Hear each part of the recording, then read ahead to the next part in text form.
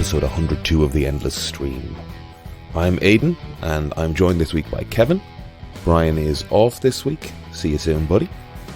We have a guest on this episode of The Endless Stream. This artist's name is Ben Hennessy. He is a trained animator, storyboard artist, comic book artist. He's been around the Irish animation and comic book industry for the last 15, going on 20 years. I don't know, we're old now. He's got a book coming out called Godfell. Rush to your comic book stores or your online comic platforms and download or purchase Godfell now. It looks beautiful. He did a great job. And he is the person who suggested this week's content. He asked us to watch the 1990 feature film of the Teenage Mutant Ninja Turtles. So, if you like what you hear, please consider subscribing to the podcast, heading over to iTunes and Spotify, liking and subscribing, rating and reviewing. All of these good things really help us out. Please tell a friend about The Endless Stream. The more people that listen, the more fun it is. That makes a sort of sense, right? On top of that, you can head over to Instagram at The Endless Cast, where we put up art and clips to go with every episode. And that is a great place to engage with us. Comment on a piece of art, suggest something for us to watch, disagree with one of our opinions, send us a direct message. That's a great place to do that. Or you can send us an email at theendlesscast@gmail.com. All of that being said, let's get into the episode. Massive, you know? Like, yeah, so like he's gone through an external hard drive and everything already. Yeah, and we're only like 20 something episodes in. So like you guys are like 102 or something, right? This will be 102 now. Nice. Yeah. We are loving it. It's a good old time.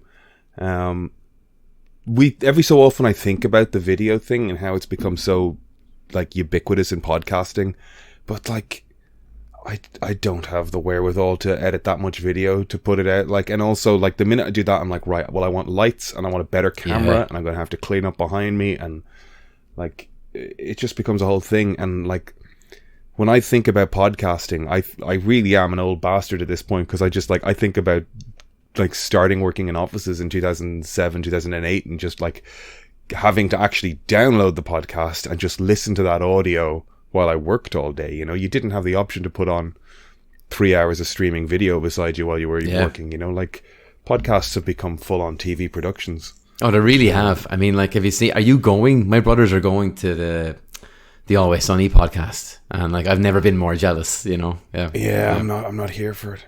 You got tickets for it, did you? Nice.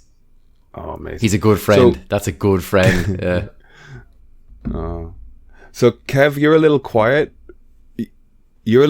So I'm just curious what mic you're on, and we've just started recording, so just check your audio settings there as well.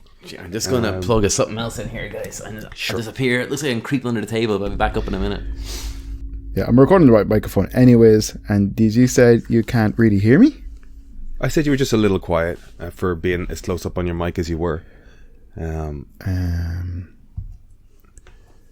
What kind of mics are you guys rocking? They look pretty sexy. Aidan bought them. Well, they just got a pop shield is the thing. It makes it look sexy. But the minute the pandemic hit, I went on Amazon and 40 quid for a mic arm and pop shield. And I just bought 3 of them and sent them to 2 of the lads. And said we're doing a podcast. And 40 quid, that's a steal. It was kind of a steal, yeah. It was pretty good. Is that better? And they are Marantz something or others. Nice. I think it was about 40 quid, yeah. Fucking hell. It wasn't much more. I thought I got the Blue Yeti on a steal, but it was like twice that much. Fuck. Well, this is the thing. Like, the Blue Yeti has a good reputation for being a quality product. This was the cheapest combination of things I could find on Amazon. So the fact that they've worked as well as they have is like golden, sweet spot. Yeah. Like, I mean, your podcast sounds great. And like when you're looking at the video, I mean, which one of us looks more professional? Obviously, it's you two guys. well, can you hear me better now? Oh, perfectly, okay, actually. Awesome. Yeah. Ben, your podcast, I've listened to, I think, most of it at this stage. Oh, thanks. I'm catching up to, I listened to your latest episode with Aaron. Aaron's also a very talented comic book maker. He sure is. I bought many of his books. I backed the Plowman on Kickstarter. But nice. On your podcast, you're great at introductions. That's all Dave, guys. Yeah. Like he writes a script for every intro. And sometimes when people have been in or have been out, you're getting to see how the sausage is made now. Dave might kill me if this Lee ever leaks. But like sometimes, like if someone has cancelled, we've taken a bit from their intro and put it into the one who can make it, and Okay. But he makes a big, like he is making sure that is always the case. I even said to him, like, you could soften this up a little bit or whatever, but he was like, no, it has to be this, and they're really good. He's really good at it. Everybody on your show has always been quite impressed with their introduction, haven't they? They're quite like them. You won't get that here. God.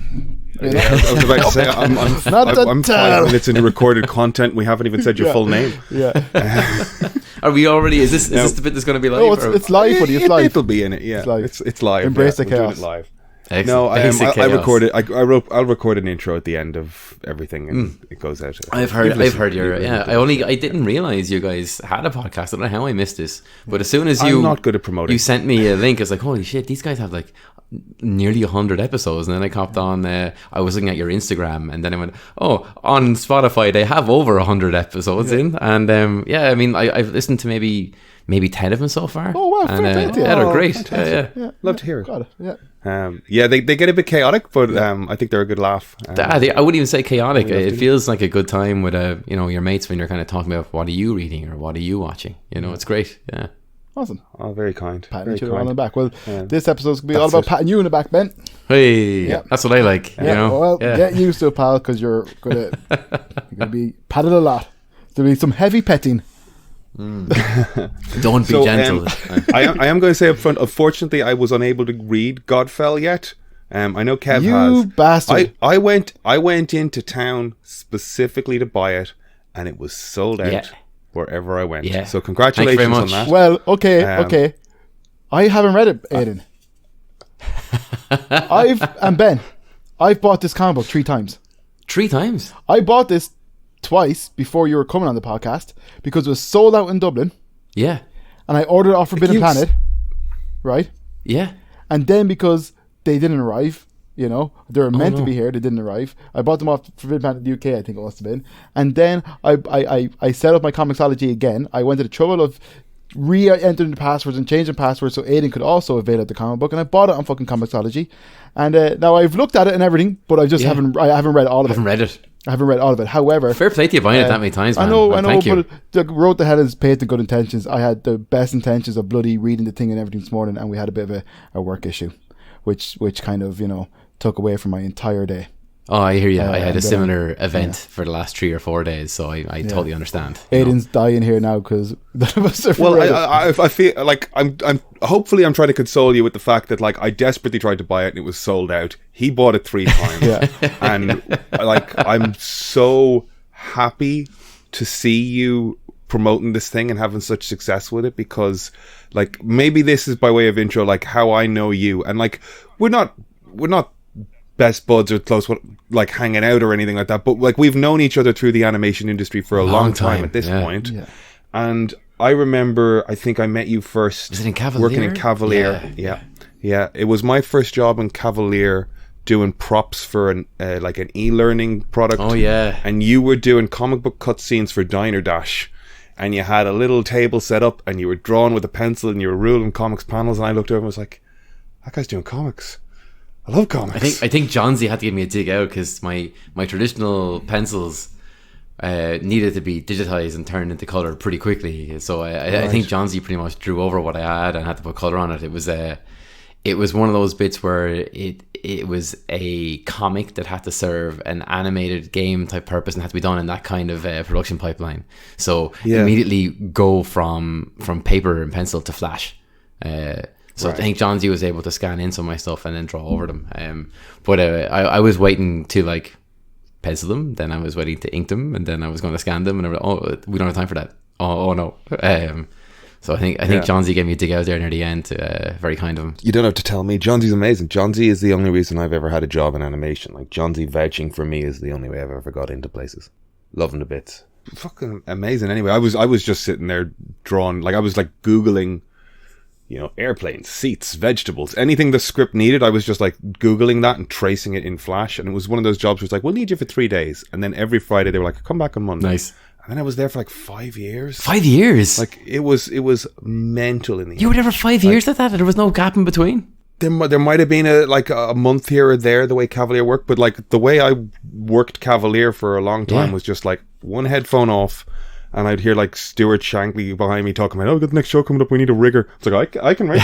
I'm like, can you? And I was like, I can figure it out, you know. Yeah. So I'd spend Saturdays like, I'm like, oh, you need an animator? I'm like, yeah, I'll do that. And like, I just like, I'll do anything going for that much time, basically. I did background art. At one point there was a lull, and Andrew was like, yeah, I haven't got around to writing that script yet. And he said, do you want me to take a pass at it? Nice. I like, wrote a script, and like, Wow. he ditched most of it, but like, he said, yeah, go for it. And Did you get the proper credit for it then as well? no. Balls. I don't even know what happened. You know? Like he will have rewritten over most of it, to be fair. But still, I was that's just great. hustling Yeah, to- well, I mean, you were always good at that, you know? And I think like a bunch of us kind of coming up at that time, we were all kind of bluffing our way into a gig. We'd say, oh yeah, I can do that. And then like when they turn around, you open up YouTube, you find a tutorial on how to do it, and you learn on the job quickly, you know? Yeah. But I didn't realize you were there for that long. Like that's I was amazing. there, like on and off with little stints up until about 2015. So I was there for flipping ages. It was the only place that employed me forever. And you know, my girlfriend wanted to go on a trip to Japan, and we went to Japan. Nice. And we were coming back, and we landed in Germany, and I just turned on my phone, and I had Gary Timpson telling me I didn't have a job when I got home. Oh, And I was like, oh, okay. Like, Ben, you went to Ballyfermot. I sure did. Ballier. Did you do CTH&D and the degree course, or did you do illustration? I did the degree course. I did. course. Okay, I so- think it was ADS first, then ADS, yeah, I did the HND, same, and then yeah. ADA or something. You Yeah. were like the year ahead of me, was it? I think so. Yeah, think so, it was yeah, either a because- year or maybe 2 years. But I think you were in Colin Griffin's class, right? No. No, I don't think so. Mark Stokes Mark Stokes. Yeah, and Amanda Hughes when she came back. yeah. You know, she was in my class. You were in the class with Sarah? I wasn't. He was in the class behind me, Sarah was in the class behind you. wasn't he? No, he was in my class. Yeah, he was. Yeah. He came in after ADS, I think. Probably, yeah. Yeah. I'm actually, God, I haven't seen or heard of that guy in a while. Actually, Yeah. he was really good. That's my brother-in-law, basically. At this Oh stage. no way! Yeah, No way! yeah, Oh, yeah, tell him yeah. I said hello. Yeah, Oh I my will God. indeed. I will indeed. He, myself and his sister Eva were dating about 5 years, but we just bought a house, so he'll be up soon. Oh, hopefully. congrats! Actually, I heard that in your previous episode. Congratulations! Yes, That's a thank you, recent man. thing. Well, Yeah, well geez, done. just got the keys there Friday. That's why it's just been the worst possible weekend to commit to anything outside of fucking moving. And like you'll be moving for months. It never ends. Man, you know. I have. It want to be a month. I only have a month to get out of here, get out of Dodge. We were renting, so. Oh yeah, but you'll Yeah. put those boxes in the house somewhere in the Oh, room, and don't- some of them will just stay there. Don't tell You me know. that. Yeah. Buddy. I have beautiful books I want to eventually put on a shelf. But okay, so you were. So what year did you graduate then? Sorry. 2008, I think. 2008. Was animation the goal originally, or was it? No, it was a means to get into comic books. Like I'd heard that Yeah, that's in same. terms of Ballyfermot and Dunleary, which were kind of the ones I was told the most about, that there was a bigger focus on traditional drawing in Ballyfermot. So Okay. So I was kind of hedging my bets by going to both colleges or trying to get into both colleges, and then I didn't get into IADT. I think I was short points because you have to have like a load of points in your Leaving Cert plus your portfolio review, and I think I missed out on the Leaving Cert. But then when I went to Ballyfermot, like they offered me an opportunity to skip a year. It's like, what's going on here, guys? Someone needs to talk to someone because something's not matching up. But I didn't skip a year because I was only 16. Oh wow. So like, You were 6. or sorry, 17. So 17 going in. 17, I had like okay. another, like I had a while before I How old could are catch you a now? drink. I'm 37 now. Okay, okay. But like I couldn't get a drink in Dublin. Like, I couldn't really go out somewhere. Couldn't go to Yeah. Chasers. That's rough. Oh, no, I could go to Chasers and it was That's still rough. But what I was gonna say, yeah, Scott's still kind of like, because I remember you in college, and I don't kind of necessarily remember how, but I'd imagine you were obviously involved in a bit of a comic scene around the time. Well, it's before we get to the comic book, because like we are definitely going to talk about Oh, yeah, comic I books, know, and like yeah, I'm excellent. exactly the same. Like I doubled down, committed, adapted, and hustled my way into any animation job, going all the way along. But like if I was a kid, it's comic books, comic books, comic books, and it's one of my like my proudest thing I've ever done is I did 4 pages of a Phantom comic for Lightning Strike. Oh, nice. And Yeah, your dad wrote that story, didn't he? yeah, my dad had a stroke, and we were doing physio every day in the kitchen, and he had introduced me to comic books, and he had introduced me to the Phantom, and I saw this call out and went, do you want to write 4 pages of narrative? Like, just give me, the Marvel method, give me the overview, and I'll draw it. So he wrote that, and I drew that. Oh, that's amazing. I gave it to him as a birthday present with the book and like the original art, and yeah, that's nice. Yeah, that's amazing. Yeah, that's something you'll have forever, Yeah. I love that to bits. It's my proudest thing. Like I've made films and I've worked on TV shows, but this is I love it to bits. And because they actually had like the license for the Phantom, didn't they? They got to add stuff to canon if they wanted to, and yeah. And that's I think Ron Mars wrote a book or wrote one of the stories in the anthology. Wow, I actually missed that. I actually think I have that anthology. I don't think I think it's up. It was one of those things, Kevin, that's in my attic that I moved here about 4 years ago. That along with like everything. Like I don't want to go into the attic anymore. I have to do too much work to get in and get out of it. Yeah. And 4 years later, you realize, do I need any of that stuff? So you're from Wexford. Yeah, I'm back down in Wexford now. You're back down in Wexford now. Okay, good old Mexico. So another culture like myself. So you obviously were probably like myself. Little exposure to little access to comic books growing up. Then kind of, through wanting to be a comic book artist, came to Old Ballyfermot, where all of a sudden there was like comic book shops and all that stuff around. Yeah. That was like, for me, that was huge. That was like one of the, I wasn't necessarily studying comic books, but I had, all of a sudden I had access to them, and that was huge. Absolutely massive. Big deal, because I didn't know those shops existed in Ireland. No. And I came up to Ballyfermot and Dunleary for open days, and I came up with mates of mine, and one of them, who's now my brother-in-law, he showed me Forbidden Planet. He showed me Third Place, Crow's Corner, and Subcity. I got to see all these places. Yeah. I love Crow's Corner. Chris, was it Chris in there or something? I think it was. I can't remember now. It's been so long. That place is well gone, I think. I have tons of action figure back in the day when I used to kind of be more. I don't collect action figures anymore.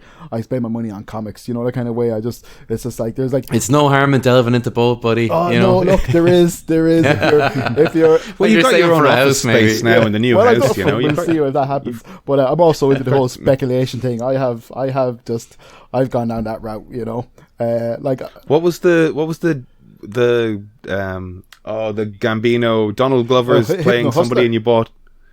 Yeah, Donald Glover's writing a script Eddie for Murphy's the son is Hypno writing the Hustler. script. Oh, no way. And Donald Glover is going to star as the Hypno Hustler for a movie for Sony.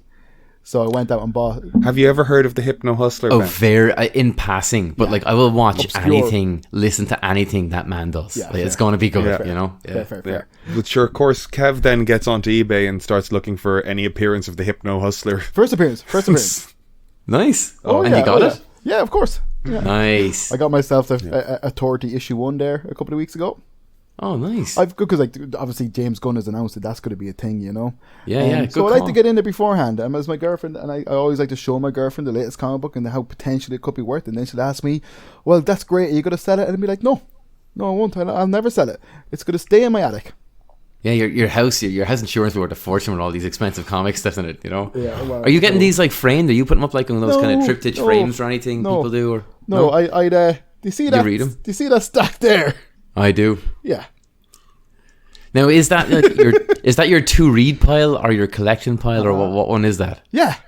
It's both those things. Yeah. It's like I have one just off camera, and I'm afraid to move. I won't move my screen now because my internet will disconnect. But like I call mine my shame pile. Like it has just been like it's past knee height now. It's never been this big. I know.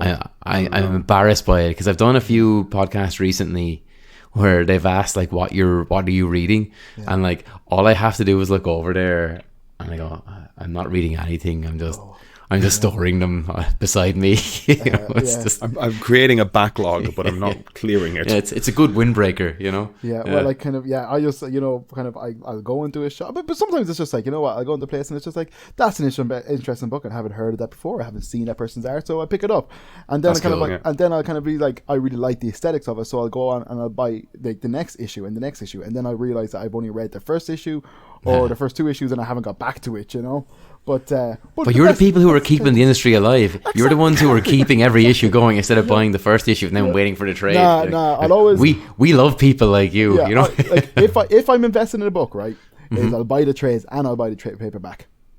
Yeah, I like having both. You know, I'd be the same actually. Yep. Yeah, but like for example, the two recent books I did that with were Daniel Warren Johnson's Do a Power Bomb, which brilliant book. Oh man, so good, and Above Snakes. Above Snakes is a western. Above Snakes, I don't know. Hayden Sherman or something is the artist on that book. Just a western, and I love a good western. You know? Nice, I'll check that out. Yeah, Above Hayden Snakes. Sherman. I think I know that artist. You can buy Hayden Sherman or something. His name on. They did do another book that is far more recognizable. Just can't think of it at the moment. But that's going to kill me. That is killing me. I need to know straight away because I'm sure I know who that individual is. Like I know I've seen their stuff. All right, so I've just got. Oh yeah, Above Snakes. Yeah, that looks amazing. I have not seen that before. That looks incredible. I really liked it, man. I thought the guy who does the person who does the lettering. Obviously, he's just one of those letters that's passionate about it. You can tell they did a variant cover where it was just the letters like balloons and thought bubbles and great stuff, you know. But it's a fun book. I really liked it. Just a really straightforward, just western, but gorgeous looking work. It is. Like. It is really, really nice. Does he color it as well? I think he does. Yeah. I'm looking at his stuff on Twitter. The like he's got posters for like Batman and stuff that like there's no way that's not him coloring. Yeah, it has to be, right? You have to have the vision for the thing you're creating. Yeah. But that's a fun book. So like but they're books like kind of I get it and I'll read it and I just like kind of it's like, oh god, like I want to collect the full 6 issues and then the trade and I kind of fuck it, man. That's I don't go out anymore, so this is what I do. I know, right? Actually, I just noticed he did covers for Blink there. And like those, yes. I have those covers in my shame pile that I'm not going to show you. No. But they did it. But yeah, he's great. So the animation course. Oh then, go back. Yeah. How did you? I'm conscious. I have the reputation for grinding stuff to a halt. No, it's cool. I have an agenda. We could Billy Connolly this and go back and forth as long as we come back. It's cool. We're going to get all the way back around to like Godfell and there'll comics. be a part 2 next week as well when we've read Godfell. We're so sorry about that, buddy. Don't worry, man. It's cool. I'm delighted you bought it 3 times. That's amazing. Honest, that's the important thing. Amazing. I was gonna say I was at home, right, and I love we all love comics, but like I'll go home and I'll watch like just guy like Comic Tropes. He does a show called Pros and Cons, and he'll just go into a few books. I'll skip through that. There's another few kind of books I'll kind of web comic review websites. Yeah. And one guy was doing like kind of his list of books he's looking forward to, and there's me drawn away listening and kind of like glancing an eye up, and he's just like, oh, so and Ben Hennessy, and I was just like, yes. I was like, I know that name, and I paused and I said, Golf. I was like, what the fuck is that? And like straight away the cover looked amazing. Like I love the pinks and all that kind of stuff on it. Cool stuff. Trina Farrell is a legend. I mean, like she puts her hand to anything and it looks 10 times of whatever the artist was on it beforehand was. Beautiful, she's brilliant. Stuff. Yeah, and that's why I was just like, that's kind of what got the ball rolling. And then I said to Aidan, like, like kind of like, oh, like a fella, I was like, I'm sure he's in like a year or two ahead of me in college, like doing this comic book now, and I was like, it looks fucking awesome, And like I've looked through it, like I've looked through the book itself because I have it on the iPad, and like, but we'll get into the comic book in a bit, but it is beautiful stuff. But yes, college. Thank you. Aidan, you were saying. Well, let's go to your path. I want to like follow that path of like, because I did a similar thing, but you're like getting to the comic bit now, which is fucking class. Which I haven't done. I have pursued a different comic style. The peg bar thing is also where I became aware of you then, because like I met you at Cavalier, but then what was peg bar? Peg bar was an attempt to get me and my friends a job in animation as we all graduated. You set that up, Ben, did you? Myself and 3 others, Dan Spencer, Anna Sullivan, Ben Harper, who's in Giant. There was a few of us. There was a few of us, but we were the kind of core that stayed on after the first year. And the whole idea about peg bar is, back in the day when dinosaurs roamed the world, animators used to use paper and they'd have to like staple that paper with slots and dots to fit on a thing called a peg bar. And this is a way to ensure that your paper would line up properly, so when you went to go test your animation, nothing would move around, it would all work. That's what we see when we look at the Disney films and all that. And we thought it would be great to get a lot of animators in a bar where they could kind of pitch themselves. So we called this event Peg Bar because it was animators at a bar. And The name probably didn't age well. did it not? Because of the pegging pandemic at the moment? Or? Well, at the moment? What's going on? Did I miss something? 2023 is the year of pegging. I didn't know I that. have it on good And authority. There's no kink. Someone should have told me, guys. I didn't know. Remember in Ballyfermot, you used to go to the little shop and you buy a peg bar. Yeah, down in the corner, the shame corner, where you get your peg bar and your blue or red pencils. Yeah, I was going to say, yeah. I went back there when I graduated because I couldn't get my hands on blue or red pencils, and I just I bought a box and I left. I think I did the same. I think I got someone to go in there and buy me a box of the red and a box of the blue. You know, I've got a wad of like rough pencil comic pages here that the reason it's stalled, I ran out of blue pencils. Yeah, they're essential. Like, kind of are. Yeah. You kind of get used to the way they look and the way they rub out while you're roughing through. Like graphite just gets real smudgy and filthy, and your pages go to shit. These things roll across the page. It's that waxing, you know. They just glide. They're way better, way more fun to draw with. It's funny, isn't it? And that shop was great. I know. Yeah, the girls in the shop were brilliant. They'd look after you, you know. Yeah, but you used to get that little peg bar. But like the thing is, that's what I'm trying to think though. So were you in the same class as the lads from Giant and stuff? The lads from who? Giant. Oh yeah, and they were behind me, but okay. You know, it's Ballyfermot. Like there's maybe I think when I was in the ADS course, the portfolio course, there were 76 of us. When I graduated, Big fucking 10, and like that was 76 in the year. When I graduated, there was 5.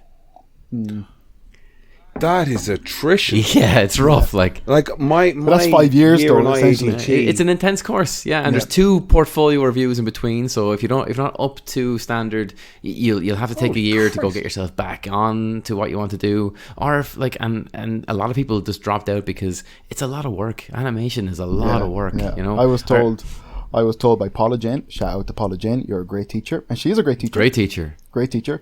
Told me in first year that art was not for me and I should not pursue a career in art. Well, she was wrong, wasn't she? Look at what you're doing now. She was a little bit off. But maybe, maybe that was the motivation I needed. Maybe, you'd wonder, because she is that kind of teacher. She seems to kind of know what to say to get the best out of someone. I've never heard her say something like that, though. But look at your work. Your work is stellar. No, she used to kind of say stuff like, well, you're like, I came on, like, I was 18 years old and I moved up from the bloody country, from Roscommon, and I moved up, living in Big Smoke for the first time. Blessed with those eyebrows. Here, man. Fucking brought them from home. I did. They're coming to the gaff with me. I'm keeping these. But she was it's like fucking 18 years old, like, in fairness, a child, you know, and I was making like my lunch for school, and I'd come in and she'd be talking to people and she'd be like, Kev, what you eat? And I'd be like, sausage sandwich. She'd be like, you're a real man's man, aren't you? Real manly man. And it's just like, Paula, I just want to eat my sausage sandwich. And then she says something to me like, you really remind me of my ex-boyfriend. And it's just like, I'm not too sure if that's like appropriate or like, what's going on, you know? How old would she have been when she was teaching? You specifically? Mid to late 30s, I'd say. Yeah, she was pretty young, I think, because wasn't she? Yeah, maybe it is. I can't get past the optimism, Ben, where she goes mid to late 30s and go, yeah, she was pretty young. Yeah, to a 17-year-old with a yeah, but I'm in my mid 30s now, to late 30s. I'm young. I just turned 25. I heard that actually. Happy birthday! That was in like your previous episode as well. Thank you very much. Yeah, last week we're in our mid to late. We're in our mid to late 30s, so we're pretty young. Oh yeah, we're definitely young. Like, I don't have a bad back. I'm as fit as I ever was. Right? Yeah. I never had a good back, so fuck it. I have the back I've had. The peg bar thing was great though, because it was really bringing the animation industry together. It was so lovely to have this event. Like, they were monthly, bi-monthly, or ever like quarterly. Yeah, as often as we needed a job, we kind of arranged an event. That was how it started, and then it became something we did a bit more structured. And I can't remember what the time base was. It might have been every quarter. Right. But like, it gave us a great platform to pitch ourselves to, because our first event was in a pub called Murray's at the top of O'Connell Street. Okay. And it had screens upstairs. I mean, that's all we need. We just need a bar and we need screens. And I think we got everyone's portfolio sent into us, and we just kind of put them all up on a screen. We got a lot more portfolios than we bargained for. I think everyone was kind of thinking the same way we were. It was 2008, no one was hiring, and we were all just trying something to get ourselves a job. So we kind of arranged this event, hand-delivered invitations to studios on what was probably the hottest day of the year. Myself and Dan Spencer were in bits by the end of it. But like it worked. Everyone showed up, and there was plenty of talk about it online as well. At the time, like social network was only something we were maybe thinking about. It wasn't what it is now. Well, I loved it. I was so impressed by like just this like manifesting a sense of community, because it's so easy to become like there's also like a kind of like weird competition between these studios as well sometimes when they're sort of vying for the animators that will work and stuff. Like one of the things I did one year in Cavalier was like I don't know how I slowly sort of started becoming like events guy in there. I think it's like Pam in The Office. Like eventually she realized she wasn't good at her job, so she became the office manager.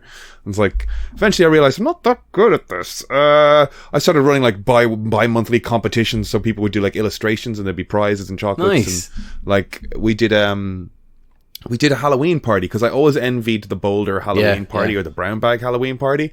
And I was like, right, I'm going to book Howl at the Moon, and I'm going to invite every studio that has like 10 employees. Good venue for that, actually. Nice. And it was class. Yeah, we took the top floor of the place and just invited every studio, to be fair, but it was just like, you know, like Jam and Paper Panther and brilliant. And oh god, I'm forgetting. Anywhere that was like wasn't as big as, it wasn't the big three. You know what I mean? It was just like, hey, we'd love to do an event too, you know. And somebody recently had to do that, tried to do that for the tattoo industry. They set up like a tattoo night going out thing in the Workman's. I didn't go. No, but the tattoo industry doesn't need it. The tattoo industry doesn't work. But the animation industry doesn't technically work that. But like, you're all artists, and it's cool to hang out with each other. It's cool to chat with each other and enjoy each other's work and stuff. And like I went to the you were doing stuff in the, what was the name of that place? The Science Gallery? Yeah. Was it in Trinity as well? And like Jordi Belair did. That was a great talk. Jordi and discussion. Nora Toomey were in that day. That was one of my favorite Pegbar events. It was amazing. I loved it so much. And it just like I've slowly like, I was never great at color, but like the I don't know, having to think about color through building props onward has made me slowly like comfortable with it. I don't think of myself as like a colorist like who can like really put together great palettes or whatever. But I worked on Garth and Bev back in the day. Oh yeah. I remember Garth and Bev. Nice. I was doing props for it, and the director Stuart kept wanting like color options, and I got to a point where I was just like, right, well, I gave him 2 and he kept asking for more, so what I'm going to do is I'm going to put a sheet of 10 different colorways together. Like I would just break the prop down to like flat vector and just color pick select and color pick and shift them all, so he got like, you know, 10 different options and things, and it just started me slowly creeping into color stuff. Nice. But basically, I don't know, like what was the like you can go down a rabbit hole of doing a thing like running an organization like Pegbar, but at what point are you like, this could become my entire life, but what I want this to do is facilitate me getting work or push me forward into the next thing? Because at a certain point you have to let go of something like that, otherwise it becomes your career. And that's what happened. Like it got too big for us to keep going with it, because it was serving the purpose of getting us careers that we wanted to have in animation. Because like comics was what I got into animation college for, but when I got in there, like I loved 2D drawing. Like I didn't want to do anything else. I didn't want to go on to computers. I didn't want to do any of that. I mean, and when I say computers, I mean like, I don't just mean 3D animation. I mean like any of it. I just wanted to use pen and paper. Little did I fucking know that was a fucking a lot of horse shit, and I better change that pretty quick when I got out. But like that was kind of it, and it had worked, and we were getting steady work, and we were all quite happy. We all might have been working harder than we should have been, but that was because we needed to impress. It was so early days, and it was 2008. You either impressed or they got someone to do it as an intern for free because it was the recession. They just flat out couldn't afford it, and that's fair enough too, you know. But when Pegbar just got too big, then we passed it on to a group and with a clause to say if Pegbar started to slow down or if they didn't really have it themselves, then that it would fall back to us. And we didn't need it. Like they did very different stuff. Like they did an event that had like, I think, well over 1,000 people at it. They did. I missed. Yeah, I missed it too. I only heard about it afterwards, and I was raging. But they pulled a different event. It wasn't a lecture event that we were doing. We were hosting maybe 2 or 3 lectures from industry professionals, and then we'd host like a drinks in a bar afterwards. What they did was they hosted a fancy dress animation teen party. So they did a Rick and Morty night, I think, I forget what pub in Dublin, but like they got like everyone from every college basically to show up. It wasn't just animation. It was like open to maybe animation clubs in Trinity and this kind of stuff. Yeah, very much so. But like, I mean, they had lots of people showing up. There was a big interest in it. There was more talk about animation. And I think since then, like we probably passed it on to them maybe a little too late, but we didn't know it was our first time doing that kind of stuff because their careers weren't too far behind ours. So then they had to pass it on to someone else. And I did with a couple of people now.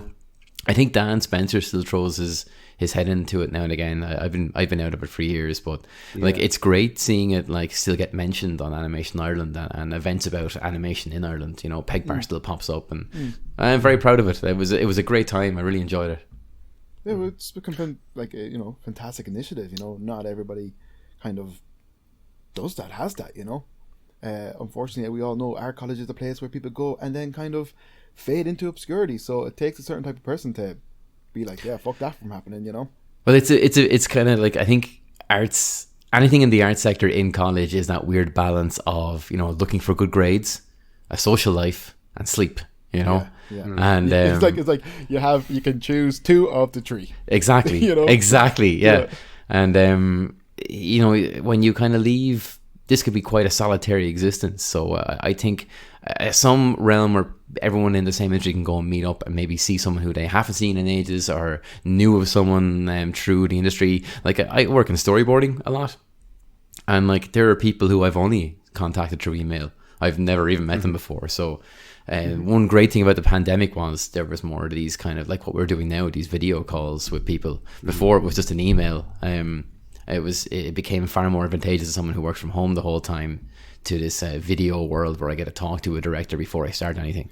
But like that's kind of the route that. So did you go to storyboarding then primarily, or was there a background or an animation stint? Like you've kind of settled into storyboarding, right? Yeah, very much so. Well, it was a bit like yourself. I was kind of hustling. I was chancing my arm at anything. I knew I could draw and I wanted to keep drawing. And I was looking at where I could do the most of that, and those areas were character design and those areas were storyboarding. But there's a lot of people who want to do character design, but no one storyboarded, and people who wanted got out of it pretty quickly because they either didn't like it, or people just kind of thought it was too much work. But I wanted to classically animate. I was okay drawing 24 frames a second, so drawing 800 images per 10-minute board, that seemed like it was still less work, and I was still drawing, and I really enjoyed it. You know, Yeah, or even like the way Storyboard Pro has gone now at this point, where like you look at animatics and you're like, these are fully keyed. Yeah, that's bullshit. They're not storyboards. They're animated. They are absolutely. They look fucking amazing though. Those storyboards are for everyone who worked on the Andy Suriano Turtles cartoon. Like they were some of the best animated bits I've ever seen. They were brilliant. Lunatic. Like even Castlevania. Like you start seeing board sequences in Castlevania. Like what are we doing, guys? What is this delusion? Like we're just grinding animators and storyboard artists to dust to get these things out of them. I think that's kind of the point. I think those guys were storyboarding hard and early so they can get into directing, because that's all they were really looking at there. They're not looking to keep storyboarding forever. I don't think you can keep that output up without absolutely destroying yourself and then never wanting to pick up a pencil again, you know? Somehow I missed that. I did one of the SkillNet courses around like animation directing, and it was an American guy had a brown bag. I'm forgetting his name, but was it Norton Virgin? He was like, No, that doesn't sound familiar. We could play name guessing. It's a big studio. Let's not go there. But like he said, oh yeah, well, I mean, the path to animation direction is, storyboard revisionist, storyboard artist, and director. And I was like, sorry, wait, what? Yeah. Who decided that? Why has no one told me that? If I had been told that in college, I'd have done different things. You know what I mean? It's funny the way. I mean, were you aware of that? No, was I the only one that was oblivious I only to that? found that out while I was doing it, and I don't really have a desire to direct. Yeah, I might. I still like when you're directing, you have to be aware of so many things. 100%. I'm sure it's not for everybody, but like I'm a micromanaging control freak. Well, maybe. So it's never too late. You have plenty of experience. You could probably just start directing now if you want. I don't think you should give Aidan any more to do. Maybe. Or authority. Yeah. No, you're good with authority. You can delegate, but the problem is he doesn't delegate. So Aidan being a director just means Aidan will do the entire movie and stress. But sure, you just get into assist directing for a while, you find out how you delegate, and then you're golden, because you would have a good systematic knowledge of the pipeline, I think it's like slipping further and further away from me at this point. Like I talk to like I'll be working away talking to Bob Etch. I don't know if you remember Bob Etch. Yeah. Like we just hang out in Skype a good chunk of times, and he's talking about F-Track, and like Johnsy talking about Shotgun. It's like I have never used any of these pipeline tools, and the more he works in Toon Boom, the more I'm like, I don't know these node systems. I'm getting further and further away from like. Thank God you do improv now. Can I ask, when did that start? Because you were always a funny guy, but I've only picked it up on your podcast that you've been going down this route. Yeah, like when I started college, when I applied for colleges, I applied for acting courses and art courses, and I got the art course. So it kind of just got put down. Like my family are like, my dad was a theater guy forever, and his father as well. Like nice. They managed the Olympia and the Gate and stuff like that, and it's kind of been there. But like he also like bred this like crushing humility into me that's like don't attention seek. So I've got this like, but I want to do the thing, but also don't attention seek conflict the whole time. So Radii, where I've been working, is sort of animation tangential, so I'm doing a lot of stuff that isn't quite artwork. And then I was just like, this improv course popped up, and I was like, right, I'll do some of that. And it was a 6-week course that turned into like 3 levels of it, and I was like, right, well, now I'm enjoying this, and Bow Street has a 6-month acting course that's part-time, so I'll do that, because I always worked and picked up a skill net course. I'd always have a course going at the same time to get like, those courses are great. I don't know, the more I know about stuff, the more fun it is, I think anyway, and more strings to the bow. And I never think that I know everything. Like I did a course on compositing in Nuke, and it's like I now know the breadth of stuff I don't know about Nuke. That's what I've got. I'm like, this is cool, this is an amazing tool. I know that I don't know much about this, basically. But I just kind of switched that from like animation courses to acting and comedy related stuff, and now I'm doing stand-up kind of regularly, and I'm doing improv shows. We're running, like, if you follow the end of the stream, please also follow Bag of Cats Group, which is a monthly comedy show we run. Is that to Ben or the audience? That's to everybody, yeah, everybody. I'm definitely following that. I love improv, like, so I mean, I'm into this. So we do improv, and we'll go to other people's shows and do improv, but we run a show very much with Pegbar in the back of my mind of like creating little communities. Cool. We get a half dozen stand-ups, 2 improv acts, ourselves included. Myself and Sharon, who gets mentioned here, another person on the team, we host. And we've done 10, 12 months of this now. Wow. And any money we take goes to Medicine Sans Frontiers for Ukraine. So we're this little charity enterprise, which is great. Brilliant. And now we're doing a gig in Galway this Saturday.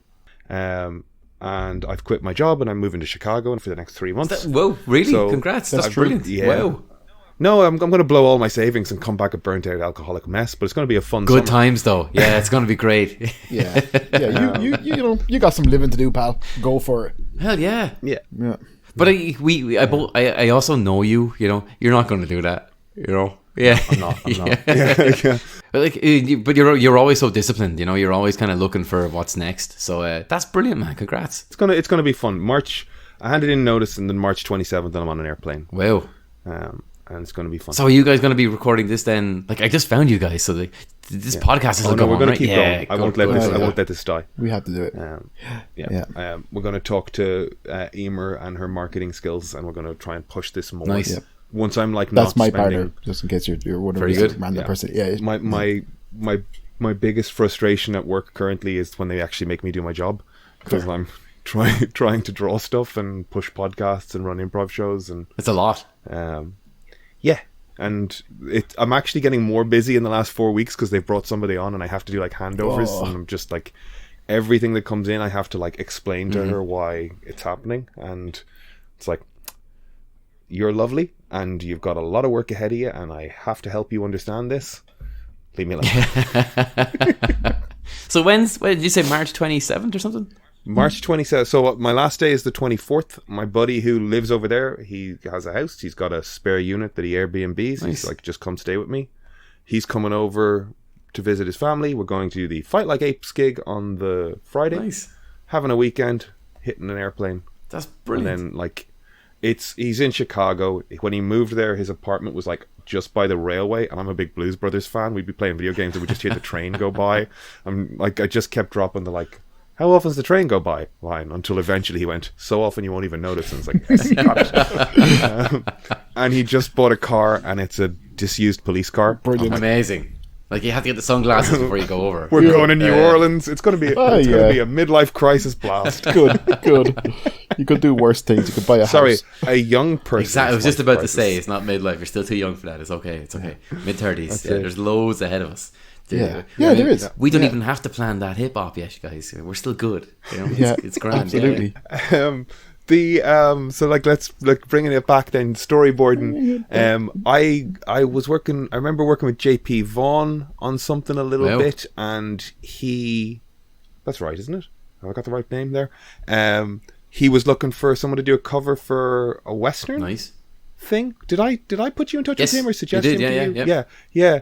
So like, I loved seeing that cover come in as well. I can't remember love the name that of the cover. artist. I love that. Like, that was awesome. Yeah, that was.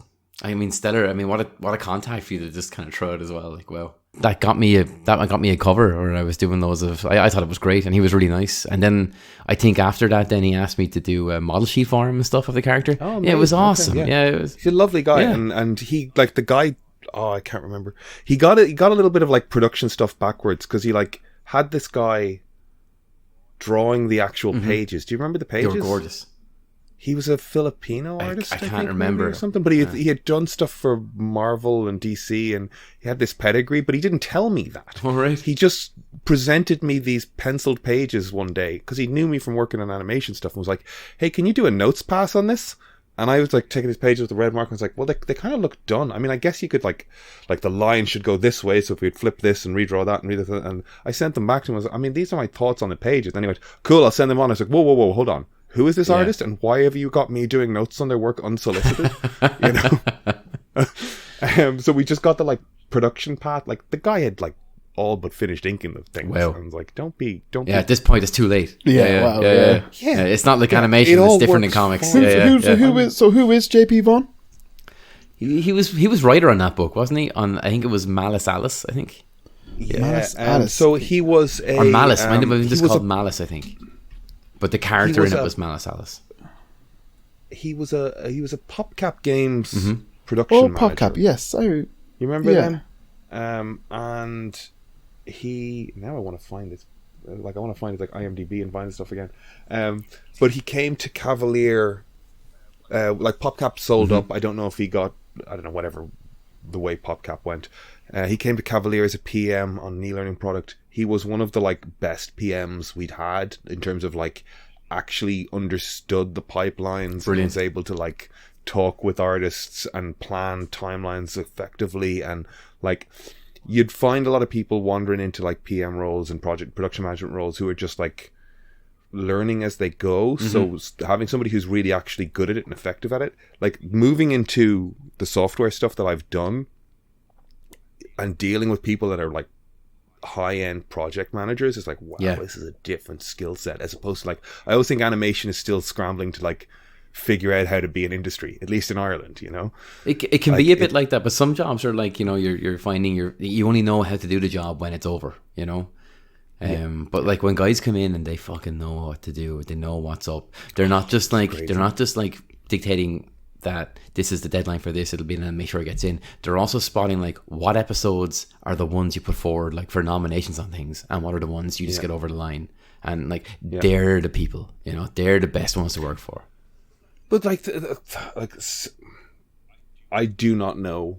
I'm talking out my arse once I start talking about managing production, but like little things like planning in contingencies for sick days and holidays. You know, like this Gantt chart schedule you've built works perfectly as long as nobody's ever sick, has to take a day's leave, or and everything comes in on time. Come back. Yeah.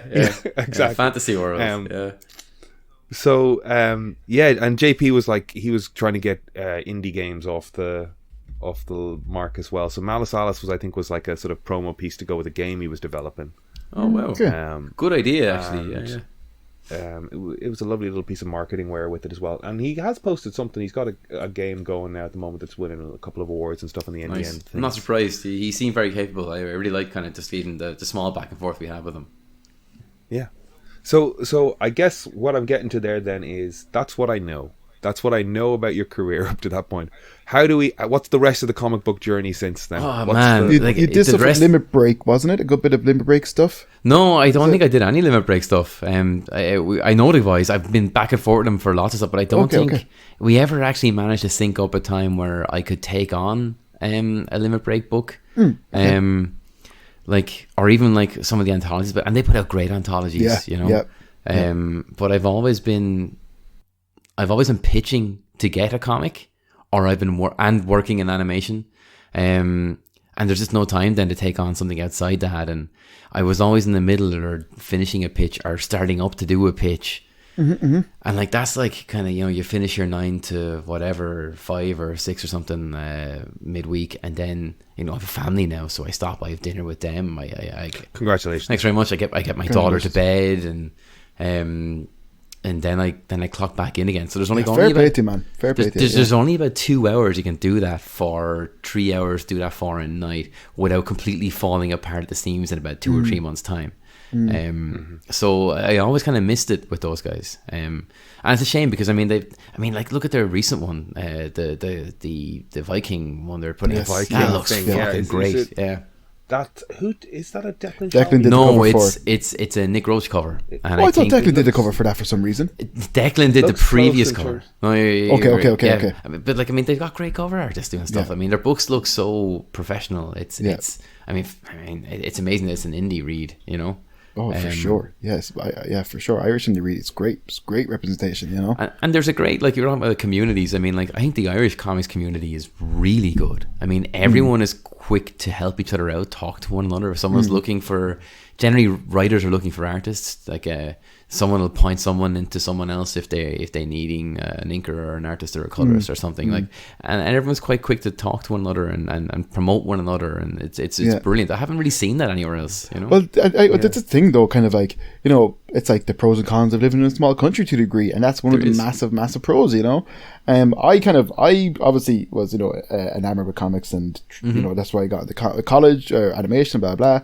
Then kind of segued. Like, I tried to do comics a bit, and I used to know Declan and Will back in the eclectic mix days and all that kind of stuff, you know, and kind of I knew the lads and stuff. But then whatever happened, anyways, I was studying illustration then in at Ballyfermot. I did the CTHND, then jumped on illustration. You studied illustration? I didn't realise you swapped. Yeah, I didn't get the degree course. I applied to the degree course and applied to the animation course, or the animation degree course, and applied to illustration. You should have got that. Oh, That's no, crazy. Look, I shouldn't have, pal. It wasn't meant to be, you know. And eternally grateful for it, you know, to in all fairness, you know. Yeah, I guess things did really work out for you, so it's all right. Exactly, he's flying now, you know. I'm happy with the career I have. However, that's what the thing I was going to say is COVID comes around, you know. I'm all of a sudden out of work. Just like, as in, like, you know, I was very grateful for the government. The €350 whatever they gave us a week was phenomenal. I really appreciated it, you know. But it was a good time for me to kind of, like, you know, pare back my lifestyle, pare back my life, and kind of reorientate and refocus and stuff.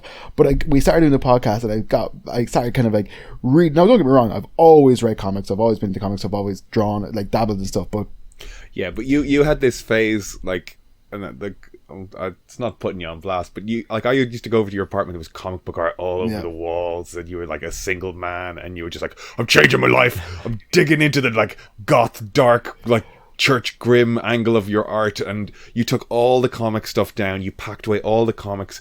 You would walk into his apartment for an extended period of time, and it looked like he just moved into an empty apartment. He was doing the clean out. Yeah, I did a bit of a clean out. Spartan.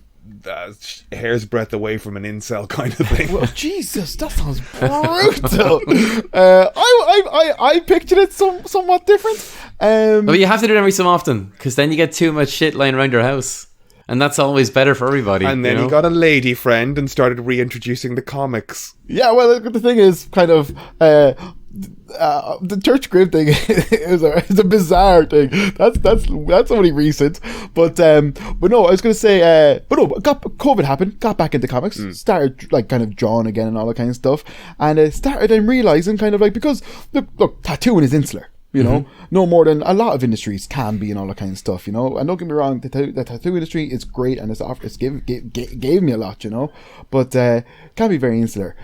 Being out of that and kind of then finding like, you know, kind of just like, oh, well, I'm not really drawing for tattoos anymore. So like, what did I love to draw again, you know? And I started just drawing like more comics and more stuff like that. And I like, and it's completely kind of like, even kind of, how would you say, rejuvenated my love for tattooing in a way, you know, because cool. I'm applying different stuff to it now, because I'm picking up stuff that I'm drawing with comics, you know what I mean? Like, I saw one you did today on your Instagram, and it was like a really, really great picture of Green Lantern, but like you have like the green color and the black and white on someone's arm, and I'm like, it's fucking brilliant. That kind of, there's plenty of them, say I draw myself, and then there's plenty of them that are referenced, and that's one of the ones, you know, in full transparency, that's one of the guy was just like, I want this one of Green Lantern, and it's just like, yeah, of course I can redo it to make it tattooable and make it work, you know.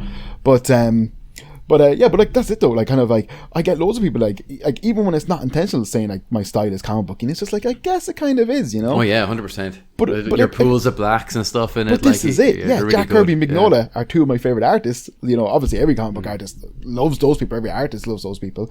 But yeah, it's just like it's not even intentional anymore. It's just it comes across a little bit comic booky, you know. But yes, my point was, we were talking about the Irish scene.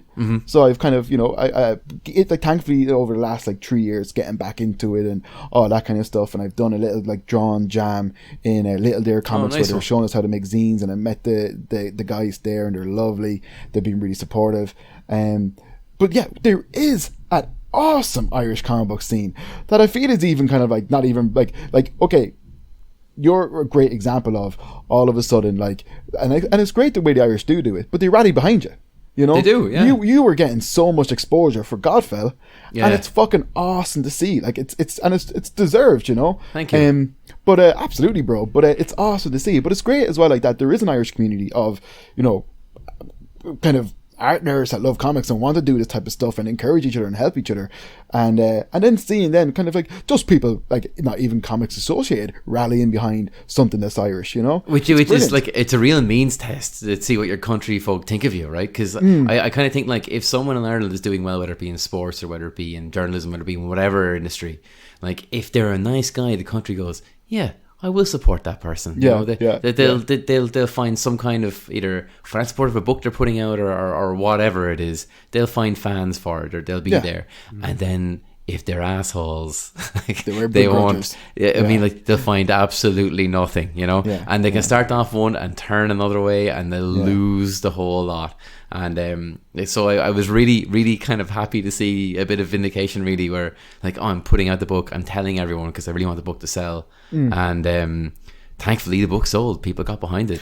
But I think there's this thing as well that's like, by the time you have put in legwork. Oh yeah, you know what I mean. You put between the you have been this presence in animation and art and the industry and supporting the comic book industry for so long, and just plugging hard for this. So by the time you've like Godfell is just it looks class. Thanks, man. And I'm again gutted I didn't get to read it ahead of time. We'll read it. We'll have you back. But I do want to. It's just great to see. Yeah, I do want to get a rundown of your comic book career history. Like, give us a playthrough. You've pretty much got it. Like, there was a lot of me not getting a job.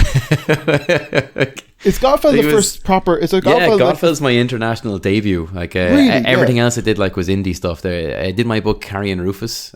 Before that, which was kind of like I love that. Turner and Hooch meet Shaun of the Dead. You know, a girl Brilliant, befriends a talking fox. They make their way through Ireland. And actually, funny enough, you bring up Gareth and Bev. I got the idea to call it Carrie and Rufus because Andrew in Cavalier told me you don't have to like copyright if it's people's names. And I went, oh, well, I'm not going to call this like Ireland Apocalypse or something. I'm going to call it Carrie and Rufus. And like that was like, oh, wait, I'm going to go that to me. So I think like you have to, if you're going to patent or own a name to something you have, or copyright the name, you have to, there's a process to that. You know, you have to see if it's viable, or if it's available to you to make sure no one else has it. But if it's names of people, if it's actually people's names, I think that makes sense. You have to do it that way. Yeah, I don't know the ins and outs. He just said it to me one day, and I took it as Bible, and I went with it. Okay. Yeah. So like if somebody else comes along and goes Carrie and Rufus, you're like, no, hold on, I have this combination. I think I have to make sure that I'm more popular than they are. I don't know. Right. Okay. But, maybe we have to fight it out UFC style.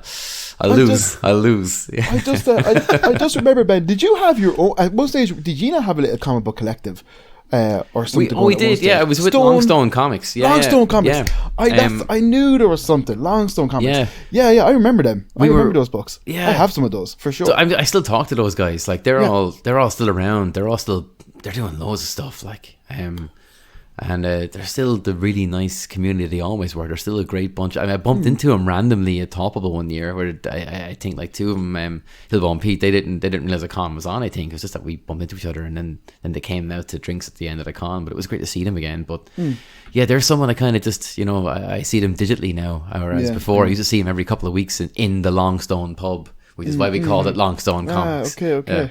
I figured. So go on. Let's get into the meat of it, as Aidan would say. Godfell. Oh, how did that come about? Let's talk, pure fluke, lads. I mean, just absolute. Well, it was more pure fluke. You've had a long history of working hard, pal. Wait until you see. It's a fluke. Like, it was one of those things like where a writer puts out a call for an artist for an idea they have, and Christopher Sabella put out. He's a writer on Godfell, and he put out a tweet saying, "Hey, I have an idea for a fantasy book. Any fantasy artists out there?" And I have replied to tweets like this 1,001 times. I've been years knocking on the comic book industry's door, and no one's answered, you know. Thankfully Chris answered the call, but I wasn't expecting him to answer. So like when he put out a tweet, I put out like a little fucking shitty jokey tweet back with 4 pieces of art for fantasy stuff that I hoped he liked. And I didn't even say like, hey Chris, artist here, I like fantasy, whatever, you know, one of those kind of tweets. What I said was, flutters eyelashes alluringly and shoves portfolio in front of face. You know? So maybe I should have been doing that the whole time or something. You know, just cringe flirting. Cringe flirt. Yeah, I just didn't even think he'd see it. You know, but like I think I was one of the earlier people to respond. You've been presenting writers with images, and you should have been giving them words. I should have been presenting words. Oh God, why didn't I think of that before? Now we know. Yeah, this is the trick, right? So I mean, it worked. He got back. I think like within half an hour or something, putting out a tweet, he saw the stuff. He got back to me, and we've been tipping away on it since. I was on an animation gig when we were first kind of Zoom calling about it. What is it? What's happening? What like, the whole thing? Who are you? You know, because we didn't know each other. Yeah. And it just worked out that I like working with him. He likes working with me. It was great having his input on the art. It was fun having input on the story, and it was a really good, unique idea. You know, it was kind of like Lord of the Rings meets Fantastic Voyage. You know, which was a combo I'd never really seen before. Yeah, and I just loved the concept fun. Instantly when I heard it. Yeah, for sure. Yeah, so did I. I thought, well, that's good. You know, great name. That's as well. Pretty fucking metal. Yeah, and I was in. Yeah. That was Chris as well. I think for the first while I was sending like pictures of our characters back and forth to him with entitled "That Fantasy Thing We're Doing," you know, because we didn't have a title on it. Yeah. I discovered him recently because I was putting out things to help promote the book, and it's like, oh wow, yeah, I can't believe that's what we were going by. But it kind of kicked off from there, and then we said we put a pitch together, and I said, all right, great, I'll put some designs for a pitch. And usually my history of pitching is, all right, there's the designs, I'll tidy them up, I'll make them look fucking as professional as possible, and then we'll put them into a package with some of the script or all of the script, and there'll be a cover, and there's a whole process you kind of need to have in your pitch now. And I woke up one morning to an email from Chris saying he sent it to Vault and they were ready to go. I was like, but we didn't do any of the pitch work. How did this happen? What's going on? This is great. What I really needed was a multiple Eisner nominee to put a book into a company to say, I'd like to do this. I went, oh yeah, that works too, I guess, you know? Yeah. I mean, Chris is like some serious talent and books behind his name. So when he's able to pitch, he pitches with a bit more weight behind his name, you know? So that I'm riding that coattails then as we continue to go on. And it's been a pleasure, you know? It's been great working on it because I got to really flex some fantasy muscles that I've always wanted to, but I didn't think you'd get that kind of opportunity because like when you work in animation you get a little piece of that pie, you know, but when you work in comics, like you get half the pie, you know. It's awesome. Like, so I didn't just have to do boards, I didn't just have to do character design, I didn't just have to do one element. I got to do the design, I got to think of the backgrounds, I got to do the concept. That's awesome. That is great. What was it like designing the main character? How do you pronounce her name? Zanzi, yes. It was an interesting design's one. awesome. Thank you. Yeah, it's great. And the first couple of pages with all the action and her beheading people and all that kind of stuff, like it's great stuff. And I love kind of kind of love the trail of the kind of decapitated bodies and the blood kind of just firing out of their necks and also like kind of attached to their heads almost. It's great stuff, man. Like that stuff is so much fun to see. The breakdown of the different kind of how would you say, like the different communities or the different like races, different communities, I guess, affected by this, you know, natural disaster almost. Natural disaster. Yeah, is a good way of putting it. Great stuff, man. So much imagination. That's got to be a lot of fun. It's great because, like, I mean, like a lot of this like was brought to me. Chris had been working on this with Raven, an editor on the book, and like that they had a good idea of what these characters were supposed to be. And one of the things they kind of said to me about Zanzi was she's a force of nature in a human body. And so like that sounds pretty great, right? I mean, like that gives you a lot to play with. So like I kind of put that down on a page and I made sure it was at the top and even in the center of like my model sheet for a while until I eventually came up with something that looked like a force of nature. And I mean, she's just massive, you know. I wanted this. It's great. I just wanted her to look like intimidating, you know, and I wanted her to be like just an incredible athlete. I was looking at a lot of Serena Williams to try and get like, you know, I mean, like that woman is so strong, but she's so fast. Like she's like that kind of scary stuff, like where you don't think they can move that fast when they're that big. Like she is like lightning. So I kind of thought that's what I want. She has to be this. And then there was looking at other kind of actresses that I kind of thought like what is her name? Oh God, I've been talking about her for ages because I've been referencing her for so long, and now while I'm on a podcast, I'm missing her name. I'm going to get it now because I don't want to miss this. Her name is Sidel Knoll. She's in Glow. She's like the one that kind of rallies all the guys into being professional wrestlers, right? And I thought like Zanzi needs like a scowly face because she doesn't like really talk a whole lot. She's kind of a silent action hero. And I remember her having a great, like I've seen her in loads of comedies where she's always smiling, but I remember in Glow she has a great kind of brooding look into camera, and I went, oh yeah, okay, I'm gonna take that. And I eventually kind of put them all together into Zanzi, and I've really enjoyed it, you know, and everything then for the rest of Godfell, the chimeras that exist in it, the backgrounds, even the other characters, they're all based and turned from Zanzi's initial design. Okay, cool. And the kind of ox that she has, it's a horrible. So it's a horrible. Okay. So it's that's in Kerathim where all these people live.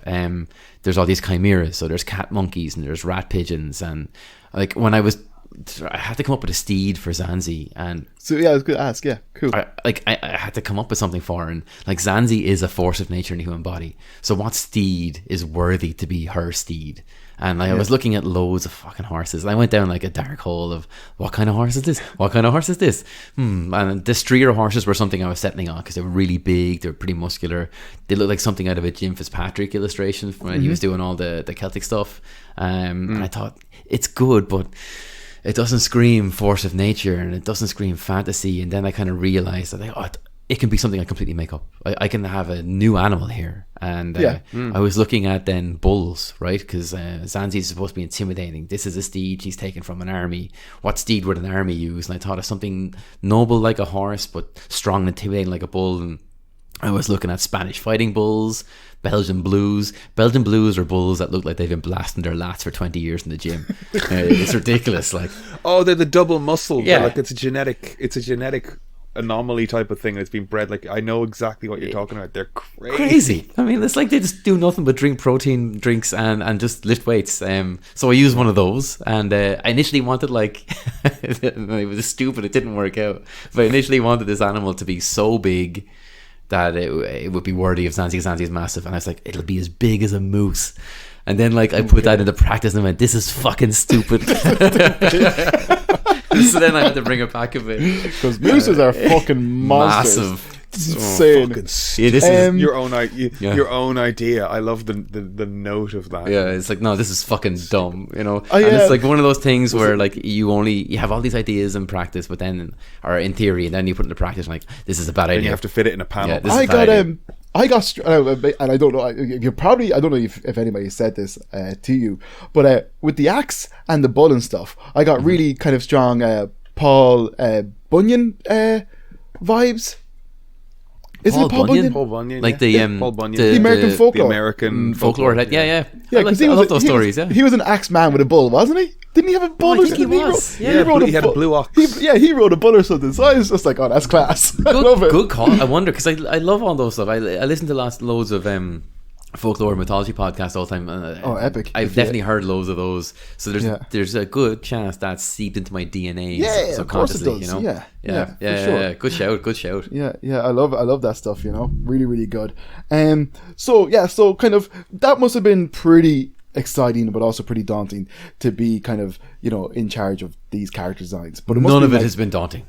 Every bit of it, just all embraced and all great, man. I love to hear it. Yeah, well, I've wanted this for so long, so like I kind of felt like it's time to nut up or shut up, you know. So I went as hard at this as I could, because like I want to impress, right? I want to work in comics more. I want people to say, hey, I want Chris to say, Ben didn't fuck up my book. I want to work with him again, you know. I want Vault to say, hey, we can throw more covers to this Ben Hennessy guy. And Vault have been really fucking supportive from what I can see as a spectator. They've been brilliant. Those guys are pushing it. Yeah, great, they really are, and I haven't seen them this year. They seem to be putting a big effort into pushing books. We have John Lee's The Nasty coming out soon, and they're doing a big push on that now. Like, I mean, if you're a horror fan in any form or fashion, get The Nasty. If you're a comedy fan in any form or fashion, get The Nasty. It's amazing. Is that the kind of cover with some masked guy crawling out of something? That's the one. That's the one. Nasty. Yeah, it looks fucking wild. It's hilarious. Good, it's really, really good. Yeah. Check that stuff out. You know, it's John Lee, so he's one of those guys that writes horror in a comic, and it's actually kind of scary. I always kind of find that outside of audio or outside of film, horror lacks that scare. But John stuff will stick with you when you put that book down. You know, it's cool. You know. How many issues is Godfell going to be? 6 issues. I'm currently into the 5th. And amazing. And funnily enough, like my tablet just died like on Friday, so I'm working off something else at the moment, and getting a dig out off a mate of mine, Nick Roach, to kind of get me back up to scratch, hopefully by the end of the week. And pain in the ass when that happens. And it's been an amazing tablet. I've been recommended to everyone, and then just now it stops, and I'm waiting for customer service to get back now for a few days, and it's like, shit, I can't recommend this tablet anymore anyway. I don't want to say no, it's not new. It's not new. It's rough, maybe to 2 years old. You know, it shouldn't be giving me this kind of problem. You know, no. So this will, man, this is going to be the stepping stone for you, please God. You know? I hope so. And like I was when I like I said, when I was watching YouTube and I heard the guy just saying Ben Hennessy, it's just like I kind of I knew straight away, bro. And it was just like, right, that's great, that's wild. And I was only like I meant it to Aiden. Aiden's like, well, I kind of know Ben, you know. So it's just like, all right, cool. Like, so we getting on the podcast would be great. But that fucking book, man, like. I know I obviously go a few heads around town and stuff, you know, and I text a few lads that work in different comic book shops being like, here, this is like, even before you were coming on the pod, I was just like, here, is that Godfell book in yet? Like, and all the lads were like, nah, man, sold out. I was like, fucking fuck you, yeah, you know, I couldn't believe it, great, because like it came out Wednesday last week. Or was it the week before? It was the week before. It was 2 weeks ago. 2 weeks ago. Yeah, it's great, man. And it's like it's been a blur because like that Wednesday it came out. My mate went into Big Bang to pick up an issue and was asked, "Hey, what's going on?" He was told it's a potential sellout, and that was at lunchtime on Wednesday. It was like it only came out that morning. And then my other mate, who I do the odds pod and the odds comic book with, Dave Hendrick, like he was in Dublin. He was going to take pictures of the book out in the wild for me because I'm in Wexford and can't do that. And he got like the last issue on the shelf in Forbidden Planet before it went, and he got that early. He was in there after work, but I mean that was. I mean, by that stage, I got shafted. Like it was kind of gone, and there's people on waiting lists for the first issue now. It's like, holy shit, this is great. I bought the book. I bought the variant issue and your Did you do the two variant covers? I just did one, and Nathan Gooden of Barbaric, which is another fucking book I love. A really nice one. He did the cover. But we got loads of variants. We had an amazing artist on variants. Like amazing. Every fucking cover they put out is a fucking winner. And like it made me really work a bit harder come the second. And then on the third, I think I kind of found a swing of things because I mean, I didn't want to be the named artist on the book and then put out the worst covers, you know. So these guys, I mean, there's the insecurities of the artist, isn't it? It is. All right. Yeah. Well, dude, look, as a guy who like kind of religious pilgrim every Wednesday to the comic book shop. Nice. The stuff stands up, bro. Thanks. It's like as kind of it's like it's good. Like when I say that, I mean like in the best way possible. Like, you know, because quite often when you're looking at something, you're looking at through a lens of I kind of know this person or I'm aware of them, and it's Irish and stuff. You can be not, I wouldn't say extra critical, but you're looking at it in a different way. There can be a bit of like. There's I'm trying to think of how to describe, like Kevin Smith movies or like the Rooster Teeth guys. I don't know if you know them at all, but it's like those guys like did like GoFundMes and stuff to make films, and you go and see them and you're like, these are the people I love. They did a good job, but like objectively it's like you know, you're just happy that they did a thing. But like that's not the case here, man. This is just solid. Like, it's a comic envy coming true, you know. It's beautiful stuff, bro. Thanks. And we won't kiss your bottom too much, but Aidan might. But you know, we'll wait for after hours BTS stuff. That's the paywall stuff for Acast Plus. Right? So go to our Patreon where you can see Aidan kissing Ben's ass. But no, man, and he's just so handsome and what a personality. But it's great. He's got a great ass. It's from tone from sitting all day. That was the worst Pacino impression I could ever give in my life, by the way. We got it. But yeah, it's great. It's a beautiful looking book, man. You should be really proud of the artwork. You know, I am really proud of it because do. But I've been kind of lucky and unlucky in a sense where just really lucky. Like, because over COVID, having not in comic store for so long, I managed to get 2 books. I got the odds with Scout Comics as well. I want to ask about that next, actually. Yeah. That's in progress. So I've been juggling Godfell with that. So I've been drawing a lot. Like, so I mean, like I think even the pages I'm doing now in issue 5 of Godfell and the pages in issue 3 of the odds, there's a big leap in what I was doing from issue 1 of both those books. So it's been a fun time because it's something I've always wanted. So I really want to knock doors down and press. I hope people like the stuff. So far, I think everything's been pretty positive, you know.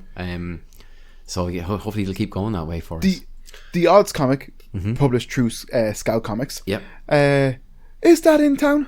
No, it's not out yet, and it's still in progress. It's very much in progress. It's because even taken a bit of a hit because like juggling all this has been tough. Yeah. And you have a family and a life, and you know, there's a few balls in the air, you know. But it's been awesome, and like it's another genre that's my favorite. Like I love everything post-apocalyptic or apocalyptic, and I love fantasy. And I've got to do The Odds, which is a post-apocalyptic stuff, and I got to do Godfell, which is a little bit of both, really. But it's like I can't wait to get The Odds out now because there's been so much that's post-apocalyptic pandemic stuff since everyone's pandemic, and I think like we want to get that out now soon. I think it'll be out. We're hoping to get it out now, finished at end of this year, out start of next year, and excellent. I'm looking forward to that now as well because I've listened to the podcast, like I said, And it's just like, and it's a really fun concept for a podcast as well. Thanks. Just asking people what their favorite apocalypse and how broad that spectrum is. subject. Right. Yeah. It's good Wow. fun. The COG episode was mad. yeah. You remember the COG? Yeah. There's been a few mad episodes. I mean, yeah.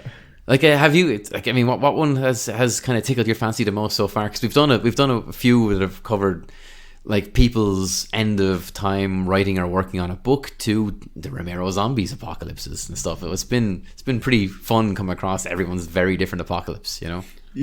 Well, the COG one was one that I was really like. That guy knew his stuff as well. Yeah. He's really going into it. Jamie Tehan with his Age of Apocalypse. That was good. Yeah. I did see there's a massive collection of all the single issues of Age of Apocalypse, and I'm very tempted to get them. Yeah, Subsidy have bagged them all together. And what's the price on it? €200. Sounds about right. Yeah, but to be fair, I got birthday money. So I'm thinking. Yeah, also Tom Riley, a comic artist, he just released some pages for. He did Ant-Man. He did a great Ant-Man story, and he did a great Thing story, and he released pages for sale as well. And it's just like, I'm kind of like, oh god, do I get the X-Men Apocalypse, or do I get like one of Tom Riley's pages? Only $250. Like, it's pretty fucking legit. I always regret not buying art.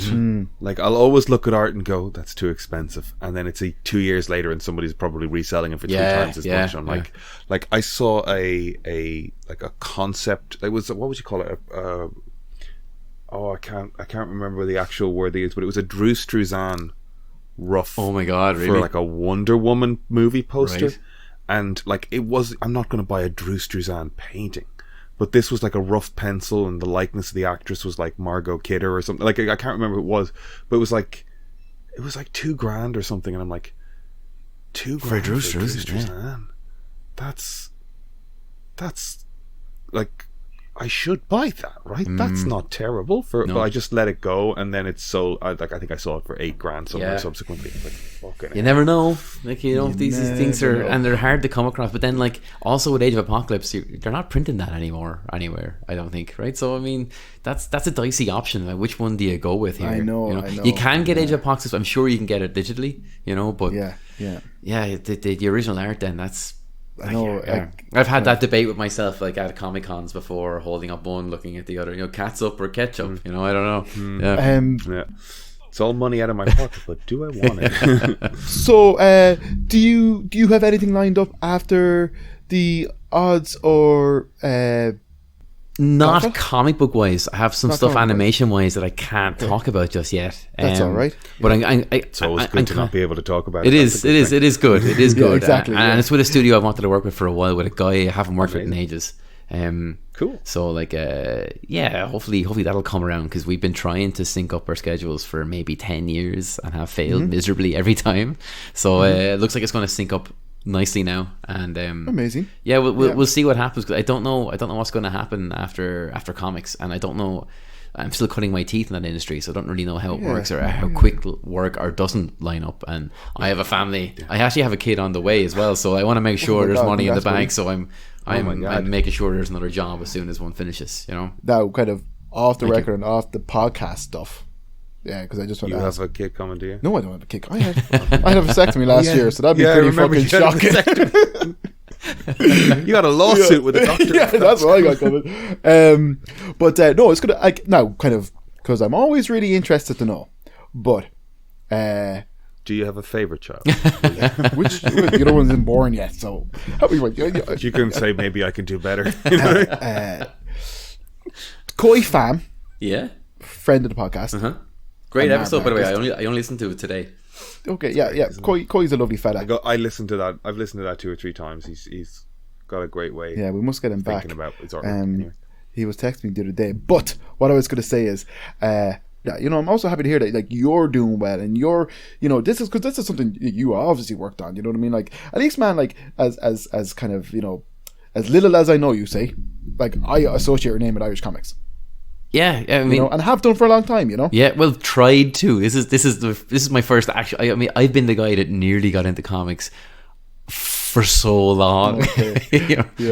Like I've been on that fence of comics animation for ages without really doing comics outside of an indie level, and it was great. It was great to finally get the nod. It was great to get it twice within the space of like a month or something. It was like, holy shit, it's happening. As my mother would say, it's a feast or famine, my man. But I'd imagine, we're saying what's next, and that's up in the air because, that's just the lifestyle of a freelance. Oh, surely it's like a movie deal and like 3 Netflix shows, and then I sit on the beach with Hans Gruber earning 20%. That's the plan, right? Yeah. That's it. I'll put the vise out there for you, buddy. But what I was going to say to you, Seth Rogen starts presenting Godfell. He just gets into it, and that would be awesome. I'd be up for that. Yeah. Here, give Will Sliney a copy of Godfell and tell him to pass it on to Seth MacFarlane. That man can promote anything. Fucking fair play to him. Yeah, he's amazing. He's gifted. Yeah, I do not begrudge him. What could have happened to a nice gentleman as well. But, true. But on Seth Rogen stuff, seeing what he's presenting more recently, that trailer for the new Turtles film, doesn't it look amazing? Looks amazing. So I was like, Kevin and I talked a little bit about this on Sunday, or when we were last recording the last episode. And I was like, is this live action? Is this whatever? It's out in August. We gotta get a trailer for this.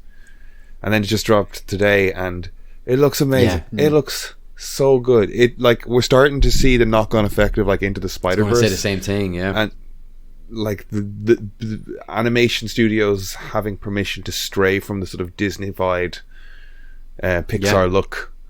And it looks great. It looks so good. And it's great to see the Turtles being teenage Mutant Ninja Turtles. Not these like 30 or 40 year old teenage dude.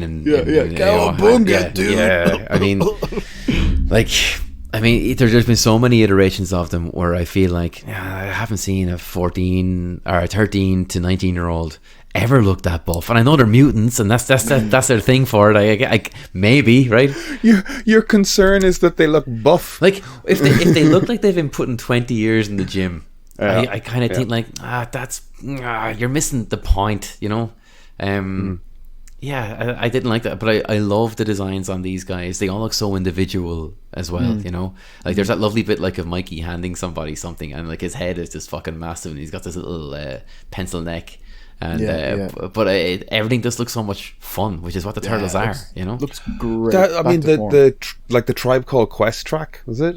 It's in the background, like the music choice, isn't it? It's kind of Kick It. I meant to look that up before we came on. I forgot to. I think it is.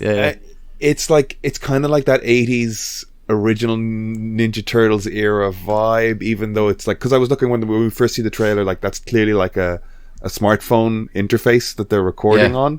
So it's like, okay, it's contemporary, but like they're trying to bring some of that like 80s like street culture vibe to it. Like the Turtles were like skateboarding and like hip hopping and breakdancing, and so Vanilla Ice. That was the second film, wasn't it? That was the second one. Yeah.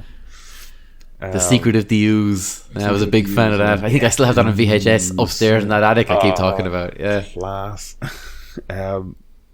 I mean, we're hard pivoting to the format of the endless stream now, and like I was like, will we even bother? Because like we've had so much fun talking comics and talking industry stuff, and like I'm hope you enjoy it. Oh, big time. But as we're here, we can definitely do it. That cartoon looks class. I can't wait for it. I've gone from being like, I don't know if I need another Turtles movie to, no, I want to see that really badly, right? And I do a thing like where I don't watch trailers anymore because I kind of find they just spoil fucking everything. Like, give me 30 seconds of something and I'm in. But like, I watched this thinking it was going to be whatever, and now I'm not watching any more trailers or anything about it because I just want to go to the cinema and just be surprised and happy. Fair.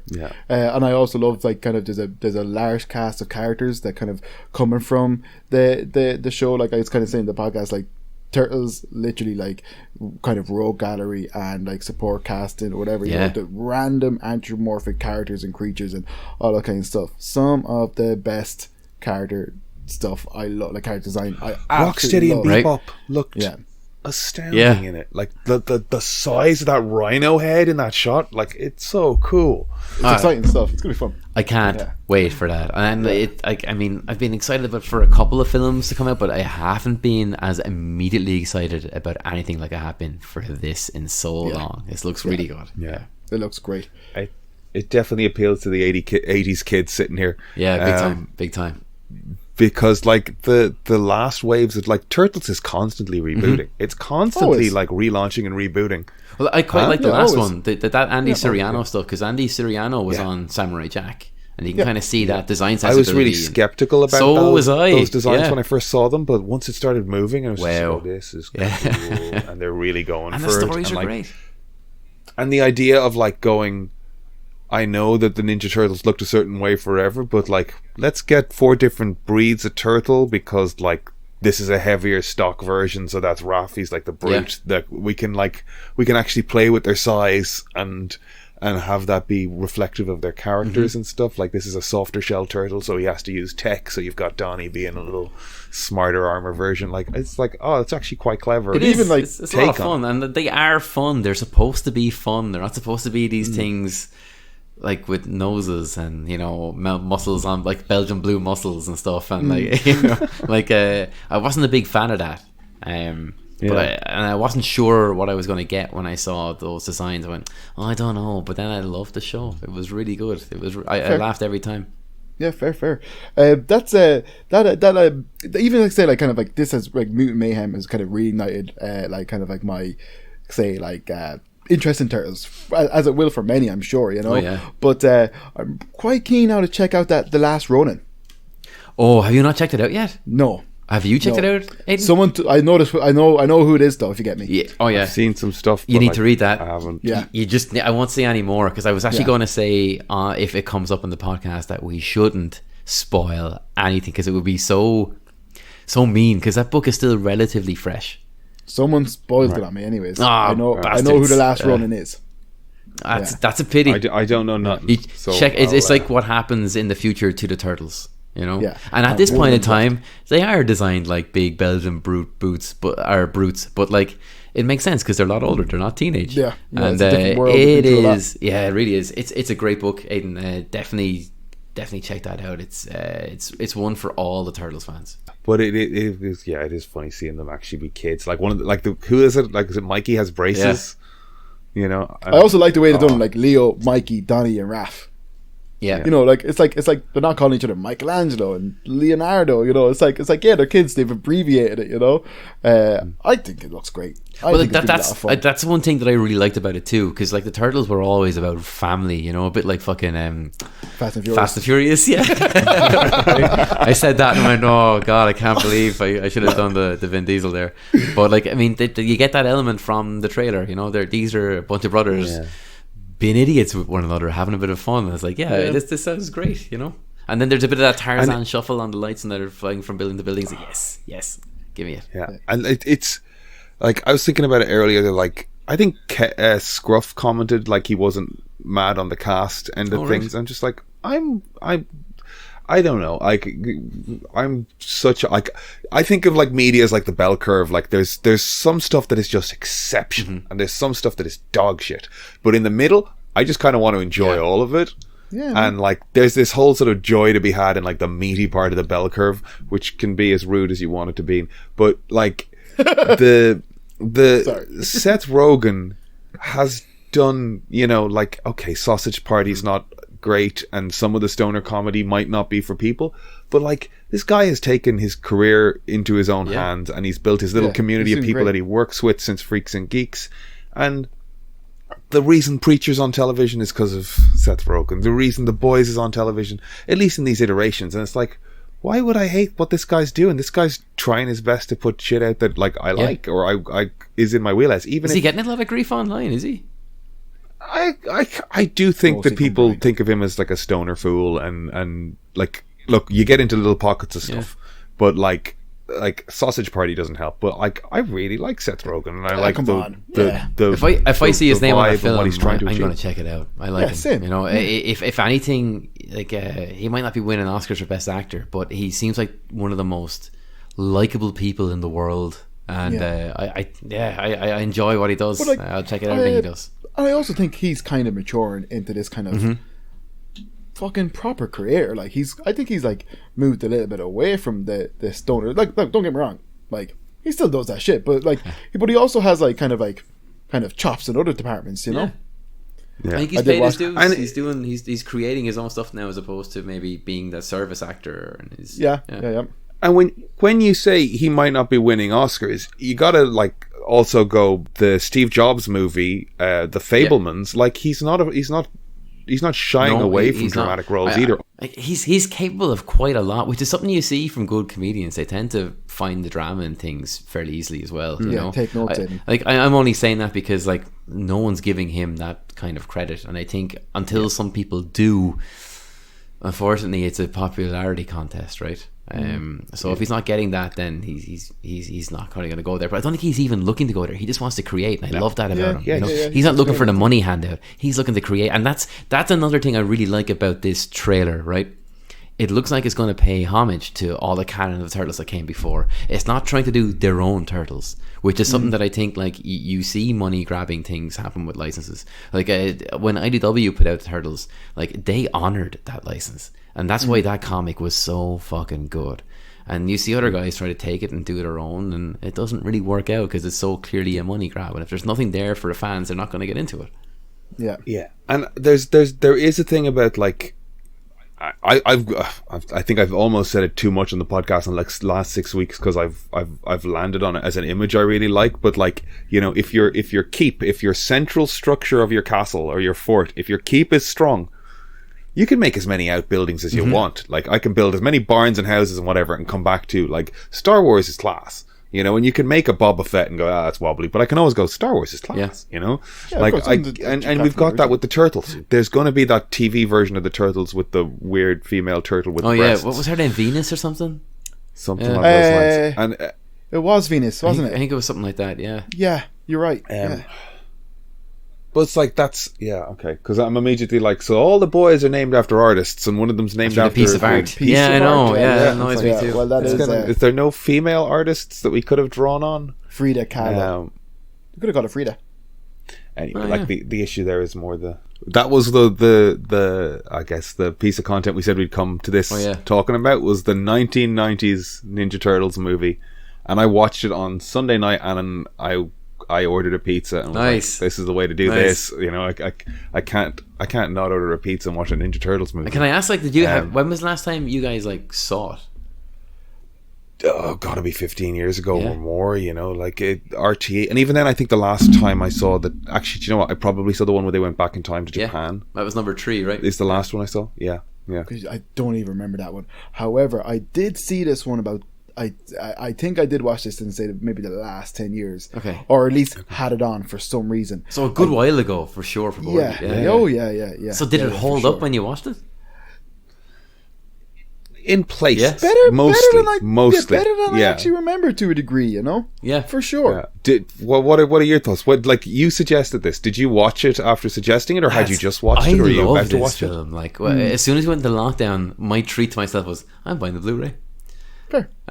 Watched the Blu-ray, and then I did a thing for Animation Dingle where I got to interview Brendan McCarthy, who worked on the designs on this and stuff. Like, he did loads of stuff, and so then I watched it again, and then after talking to him, I watched it again. And I mean, I can't get enough of this film. I watched it again today before we came on, just so it was fresh. Like, there really hasn't been that length of period of time where I've watched this, and I feel like the animatronics and everything this hold up way more than you'd expect them to. People I was watching with were like, oh, is that CG, or how do they do that? They put the mask on afterwards. Like they obviously can't have been that mobile in the suit. And I'm like, no, I think the whole sort of achievement of this movie was they got to be crazy mobile in those suits, which is like, you see them doing some stuff and you're like, wow, they're getting away with that in this suit. Like, and the like, okay, the lip sync in places can be a bit wobbly, but very like forgivable with like limited animatronics in a head. Like being like really critical. Like, and I think I even spotted, like, I think I spotted this when I was a kid as well, where it's like, what is Shredder's plan? what is the villain's goal arc? Why are they bad? He's making a cult, right? To sell ripped off DVDs and TVs and things. Not even DVDs. It's like car stereos. Yeah. Like, it's as much as like it's fun to watch. It in many ways, like somebody went.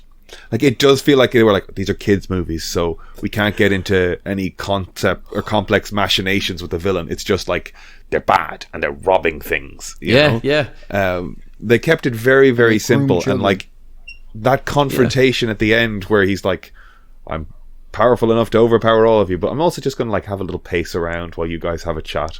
And but that's one thing I like about it, that little pace around. Like, so it's like one thing almost from the very start of the film, right? So we see April O'Neil tell the world through the news that this place is like universe going to shit. Like there's this talk of a new group called The Foot, and they're stealing loads of stuff, and she's putting it all out in the news, and we're seeing people steal things, we're seeing people put things into warehouses they've stolen, we're stealing all the kind of pipeline of these thieves, and because she's the one who puts it out, April gets jumped by a load of them, and we see a sigh fly through the air. We see it, and like it's not like it's flying through the air like we see in cartoons these days. It's like it's very almost clumsily tossed up at a light that breaks it. Like, it's great, right?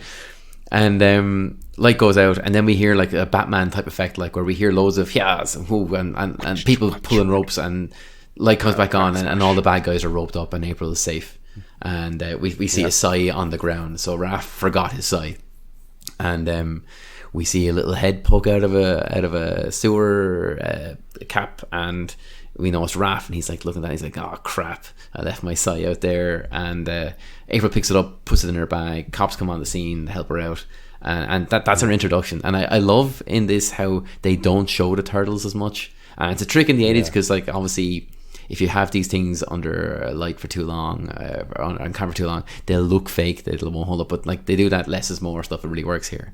But you see Raph get pissed off, right? Raph gets pissed off when they go back. They're all delighted. It's their first time going out and having a successful mission. But Raph is angry, right? And every time someone gets angry in this film, something goes wrong for them. And at that point where Shredder is mucking him up on the building, and he's calm and collected, he then meets the rat that has hurt his face. Shredder gets angry, and now Shredder gets fucked up. And it's a theme the whole way through it, until you kind of pick out the fact that, like, unless you kind of make your inner peace with things, like, you're constantly going to get in the way yourself, despite whatever you have. And I thought, that's a fucking great lesson, you know? And it is such a simple film the whole way through. They do very simple things, but they hit that mark the whole way through. And I do believe that with the way they show the turtles, the way they show the story, even the silly dialogue in it wouldn't work if it wasn't shot and presented to us in the way that it is. The verisimilitude holds up, you know? Yeah, great observation. It's great in like I loved seeing the Golden Harvest logo come up as well. So there's like a martial arts movie pedigree on it, and like New York in the 80s is also like, I know it's 1990 on the release of it, but like there's such a vibe of like celluloid New York City of that era, you know, like the grain of the film, the look of the streets. Like I was sitting there, like it's not going to be like I do the podcast cover art stuff, and it's like it's too big for that. But I'm going to draw a subway platform with like Johnny Five from Short Circuit, Raph. We're going to have the Ghostbusters. We got to have like Crocodile Dundee was that era as well. Anybody that was like in New York in like a late 80s film, like they all ended up on subway platforms at some point. So I got to do a little illo of that. That'd be good. Yeah. Such a lovely. But I love how at the start of the film, Michelangelo's getting the pizza delivered to the sewer hole as well. That's like, and they won't even give him the full fucking change, you know, the full amount. No, he's 30 seconds late. You're out. I think that's actually the guy who voices Michelangelo. I was just going to say, that was a cameo for sure. There's little cameos of the actual actors. Like all of them? Throughout. I didn't know that. I thought it was just... I think it's all of them. Oh, Donnie's in it as well, right? When Donnie jumps over... No, Raph goes over the hood of the car. The guy in the taxi who says, "What the hell was that?" That's also one of the turtles. Oh, really? So the four... And the guy who says, like, "Oh, I think that was a giant turtle in a trench coat or something." Oh, I didn't know that was... I don't know. The driver, no, but the guy in back... Okay. The four stuntmen each got a little moment. That's cool. So one of them was the pizza guy, one of them was the guy in the car. That's a beautiful line as well. It's like... What the hell was that? It looked like a giant turtle in a trench coat. So you're going to LaGuardia, yeah? Like, is it just a regular day in New York? We just see this shit all the time. Yeah, whatever. Shit just happens. Hilarious.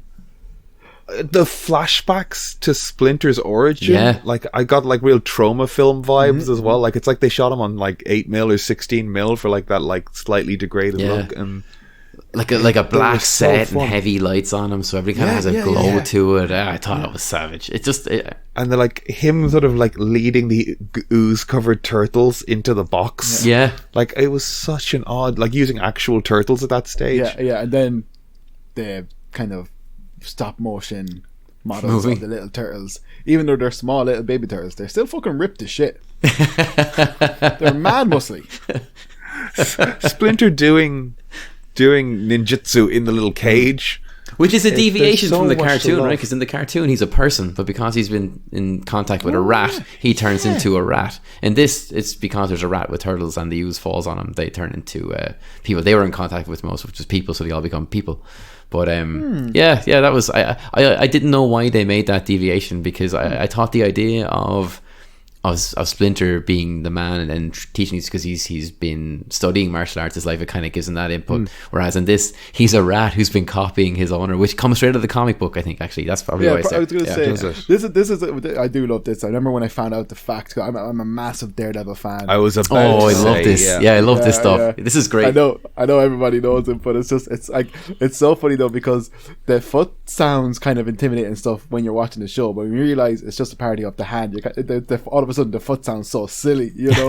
Yeah, But, it's all Daredevil. It's all Daredevil ooze, mirroring. The ooze that blinded Daredevil seeped into the sewers and created the turtles. That's why the Daredevil was trained by Stick and fights the hand, and the turtles are trained by Splinter and fight the foot. I love this. I love that stuff. You know, I mean, So it's such weirdly fan. yeah. Yeah, it so is. It's mad. But I think that's part of the reason why they did it, right? Because the guy like Peter Laird and Kevin Eastman, like they were big fans of Ronin and stuff that Frank Miller was making. So of I course. think Yeah. I think they put it together like with those things in mind, expecting this book to do nothing, and then the book sells out, and like, I think we can do something with this. And holy shit, did they? Yeah. Yeah, for sure. Kind of a side note, I saw a really nice kind of little kind of, I don't know if you're familiar with the app Procreate, but it would be the same for Photoshop and stuff. So what someone did is they got just like kind of just parallel lines, really close parallel lines, say going running at one angle, and I made a layer of a full page of parallel lines run at the other angle, and then with their line work, they'd erase kind of depending on what they wanted to do. They'd erase. Basically say the whatever layer, so different lines would show up, so they could work on it where diagonal lines are running left, and if the shadow would need it, they'd work on the diagonal lines running to the right, and then they could work with both of them, kind of exposing the both of them. I'm not explaining it very well, but So they kind of erase the thing and kind of cut out the shape of the thing they wanted. I kind of this is gonna be terrible, but What was the end result of it? but this is what I'm going to say. It looks so much like the original Turtles comics. Have you ever seen the original Turtles stuff? Where it's kind of like what they would have used for tone back in the day, like that kind of like zip, that word kind of big, that kind of Zipatone Yeah. stuff, Yeah. the transfers. but like basically it was just a tutorial of someone kind of showing you how to make vintage comics. But when I was looking at it, it's just like, wow, that's so reminiscent of the original Turtle comics, because those original Turtle comics are kind of they were pretty dark and gritty for Very what dark and eventually gritty. became Very kids. dark and gritty. Yeah. And like I heard stuff like this is something like, again, my tablet died today, so I needed to proof check this before I came on. I didn't get a chance to because I was like troubleshooting this stuff.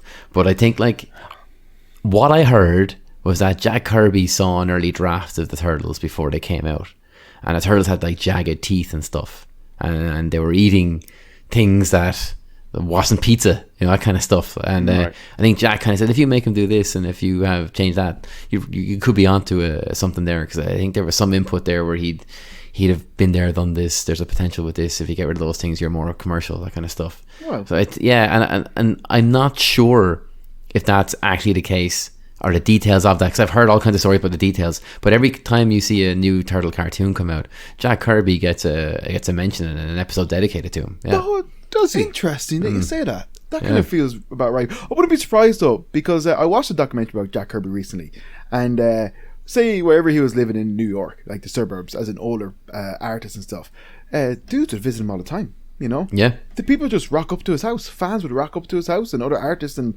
kind of say, a gentleman like yourself that's in that kind of breaking into the industry, and they get a beat on where Jack lives, and himself and maybe the writer he's doing a book with goes down, and Jack will fucking like shoot the breeze, draw away, and chat to the lads, no bother, Yeah, he's one of those guys that could knock out more pages than he was alive, and still hold conversations with people and meet people and do it. He just sounds like one of the best guys, you know. Yeah, absolutely. Yeah, like I don't know if I don't know if I mentioned it on one of the podcasts, but his wife was like also kind of like an amazing person, you know, and she'd tolerate all these dudes rocking up to her house at all hours of the day to talk to Jack and see Jack, like, but she'd watch them like vultures.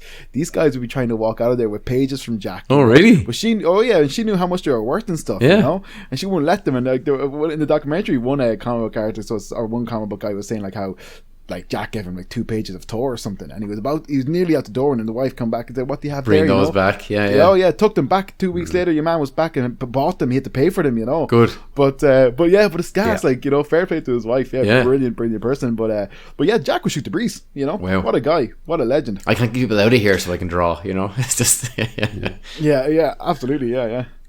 I love, I do love, I love thinking about that sort of era of comic books when like they're tipping over again. Like, getting my hands on a comic book, I would read it over and over and over again for the whole week until I could go and buy another comic book or something, you know. And I would like scour the ads and stuff, and like I remember thinking about things like, or seeing when you start to learn about things like San Diego Comic Con, and like the little cons that they had in Dublin in like the late 90s, where it would be like a church hall somewhere and they'd have to, like, I love that stuff, and I wish I had more of a like exposure to that. You had little cons. Calm down. Before it scaled up to what it is now, you know what I mean? Because like I remember being 12 and going, I'd love to go to San Diego Comic Con. And as much as I'm so glad that nerd culture is what it is now, it's like I have no desire to go to that convention. Not anymore. It's not what it used to be. No, but there is indie cons out there that scratch that itch, you know. And Top Bubble is meant to be very good. Yeah, that's great. That's one of my favorites. Yeah. Sanford Green was there last year, and he's a legend. Yeah. I had to really fight myself not to fucking just drop life and just go over there and like Bitter Roots, that fucking book. And he's so nice as well. Like he's so friendly, you know. I bumped into him in New York. Colors ever in those books, most beautiful color ever. But you bumped into New York. Yeah, he's just cool. He's just really cool. I like that guy. He seems to be in with the animation crowd as well. He seems to know the likes of Steven Silver and David Coleman's and stuff. And they're two guys I reference all the time. They're brilliant, you know. Yeah, interesting. I'm in Silver stuff forever. Oh yeah, he's great. He can't do any wrong. Like. So I feel like you have given us loads of time, and we've Ben. covered loads of things, and we need to let you go and get some sleep. I'm gonna go clock back in again. No, cards. not tonight. I gotta back to work. Yeah, I gotta get my 2 hours in on the odds tonight. So Jesus, okay. No, it's cool. It's cool. I'm used to doing this. This is just regular day to day now. It's no problem. I'm very happy to talk to you. It's been ages. You know. Yeah. It's been great to catch up. It's been deadly, man. Hopefully, well, I'd love to have you on again, pal. You know, and kind of when Godfather wraps up and stuff. That'd be great. I'd love that. Break it down and talk process, because I'd actually love to talk more process with you. You know, cool. How you approach things, that'd be great. But I was gonna say, and hopefully, like, dude, like, and this book is gonna be out. When it's out, you know, that's gonna be an awesome thing in your portfolio to run around to other places and be, hey, look, I did this shit. You know. I hope so.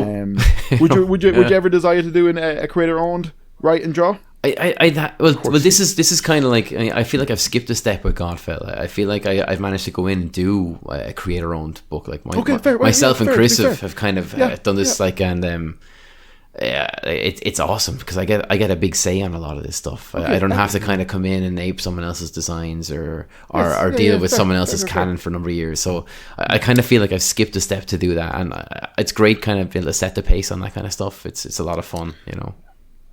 What I would, I don't know the ins and outs of it, but like as Kevin says, you've been a presence in this comic community for so long that, like, it feels like all you needed was this book to tip you over to show, hey, he can fucking do it. Let's just give him more of it. You know what I mean? And like you're such a positive presence to like everyone else in the industry that hopefully like now they're going to be going, we were telling you about Ben, now give him more work. You can see it, you know.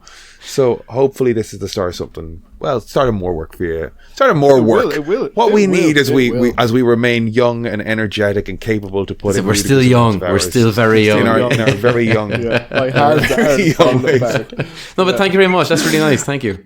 As I pursue a career that basically involves being in bars at night while trying to do a full-time job, I'm remind myself that I'm looking young. forward to seeing what you can do there, because it's still going to young. be really interesting. I can't wait, and I'm delighted to hear you're heading off to go and pursue this. You know. Listen, I just want to be a guest on Winning Streak. You know, you've got to aim for the heights of Irish celebrity. Now, that's when you know you've made it. Yeah. Fucking winning streak, one of the highest payouts of any game show in Europe. Is for, it? Like the last fucking it pays out Wow. massively. What's a If you're on payout? winning streak, yeah, because you're on a winning streak, you're probably going to walk away with at least 20 grand. Or All right, something. that's not bad. Yeah. Yeah, so All like, right. That's not bad. I watched a lot of The Chase and but nobody that's comes what I'm up saying. with anything. Like winning streak, like historically, is actually one of the highest paying game shows to be on. One of the best game shows to be on. And is that coming from the license fee? I wonder. That's what we're paying for, guys. The lotto, Yeah. yeah. Oh, it's the lotto. It's Is the it? lotto. I think it's the lotto. I think it's sponsored by the lotto. But Ben, it's been an absolute fucking pleasure, man. I've really enjoyed it, guys. it's Thanks for great to having me talk on. to you. This has been great fun.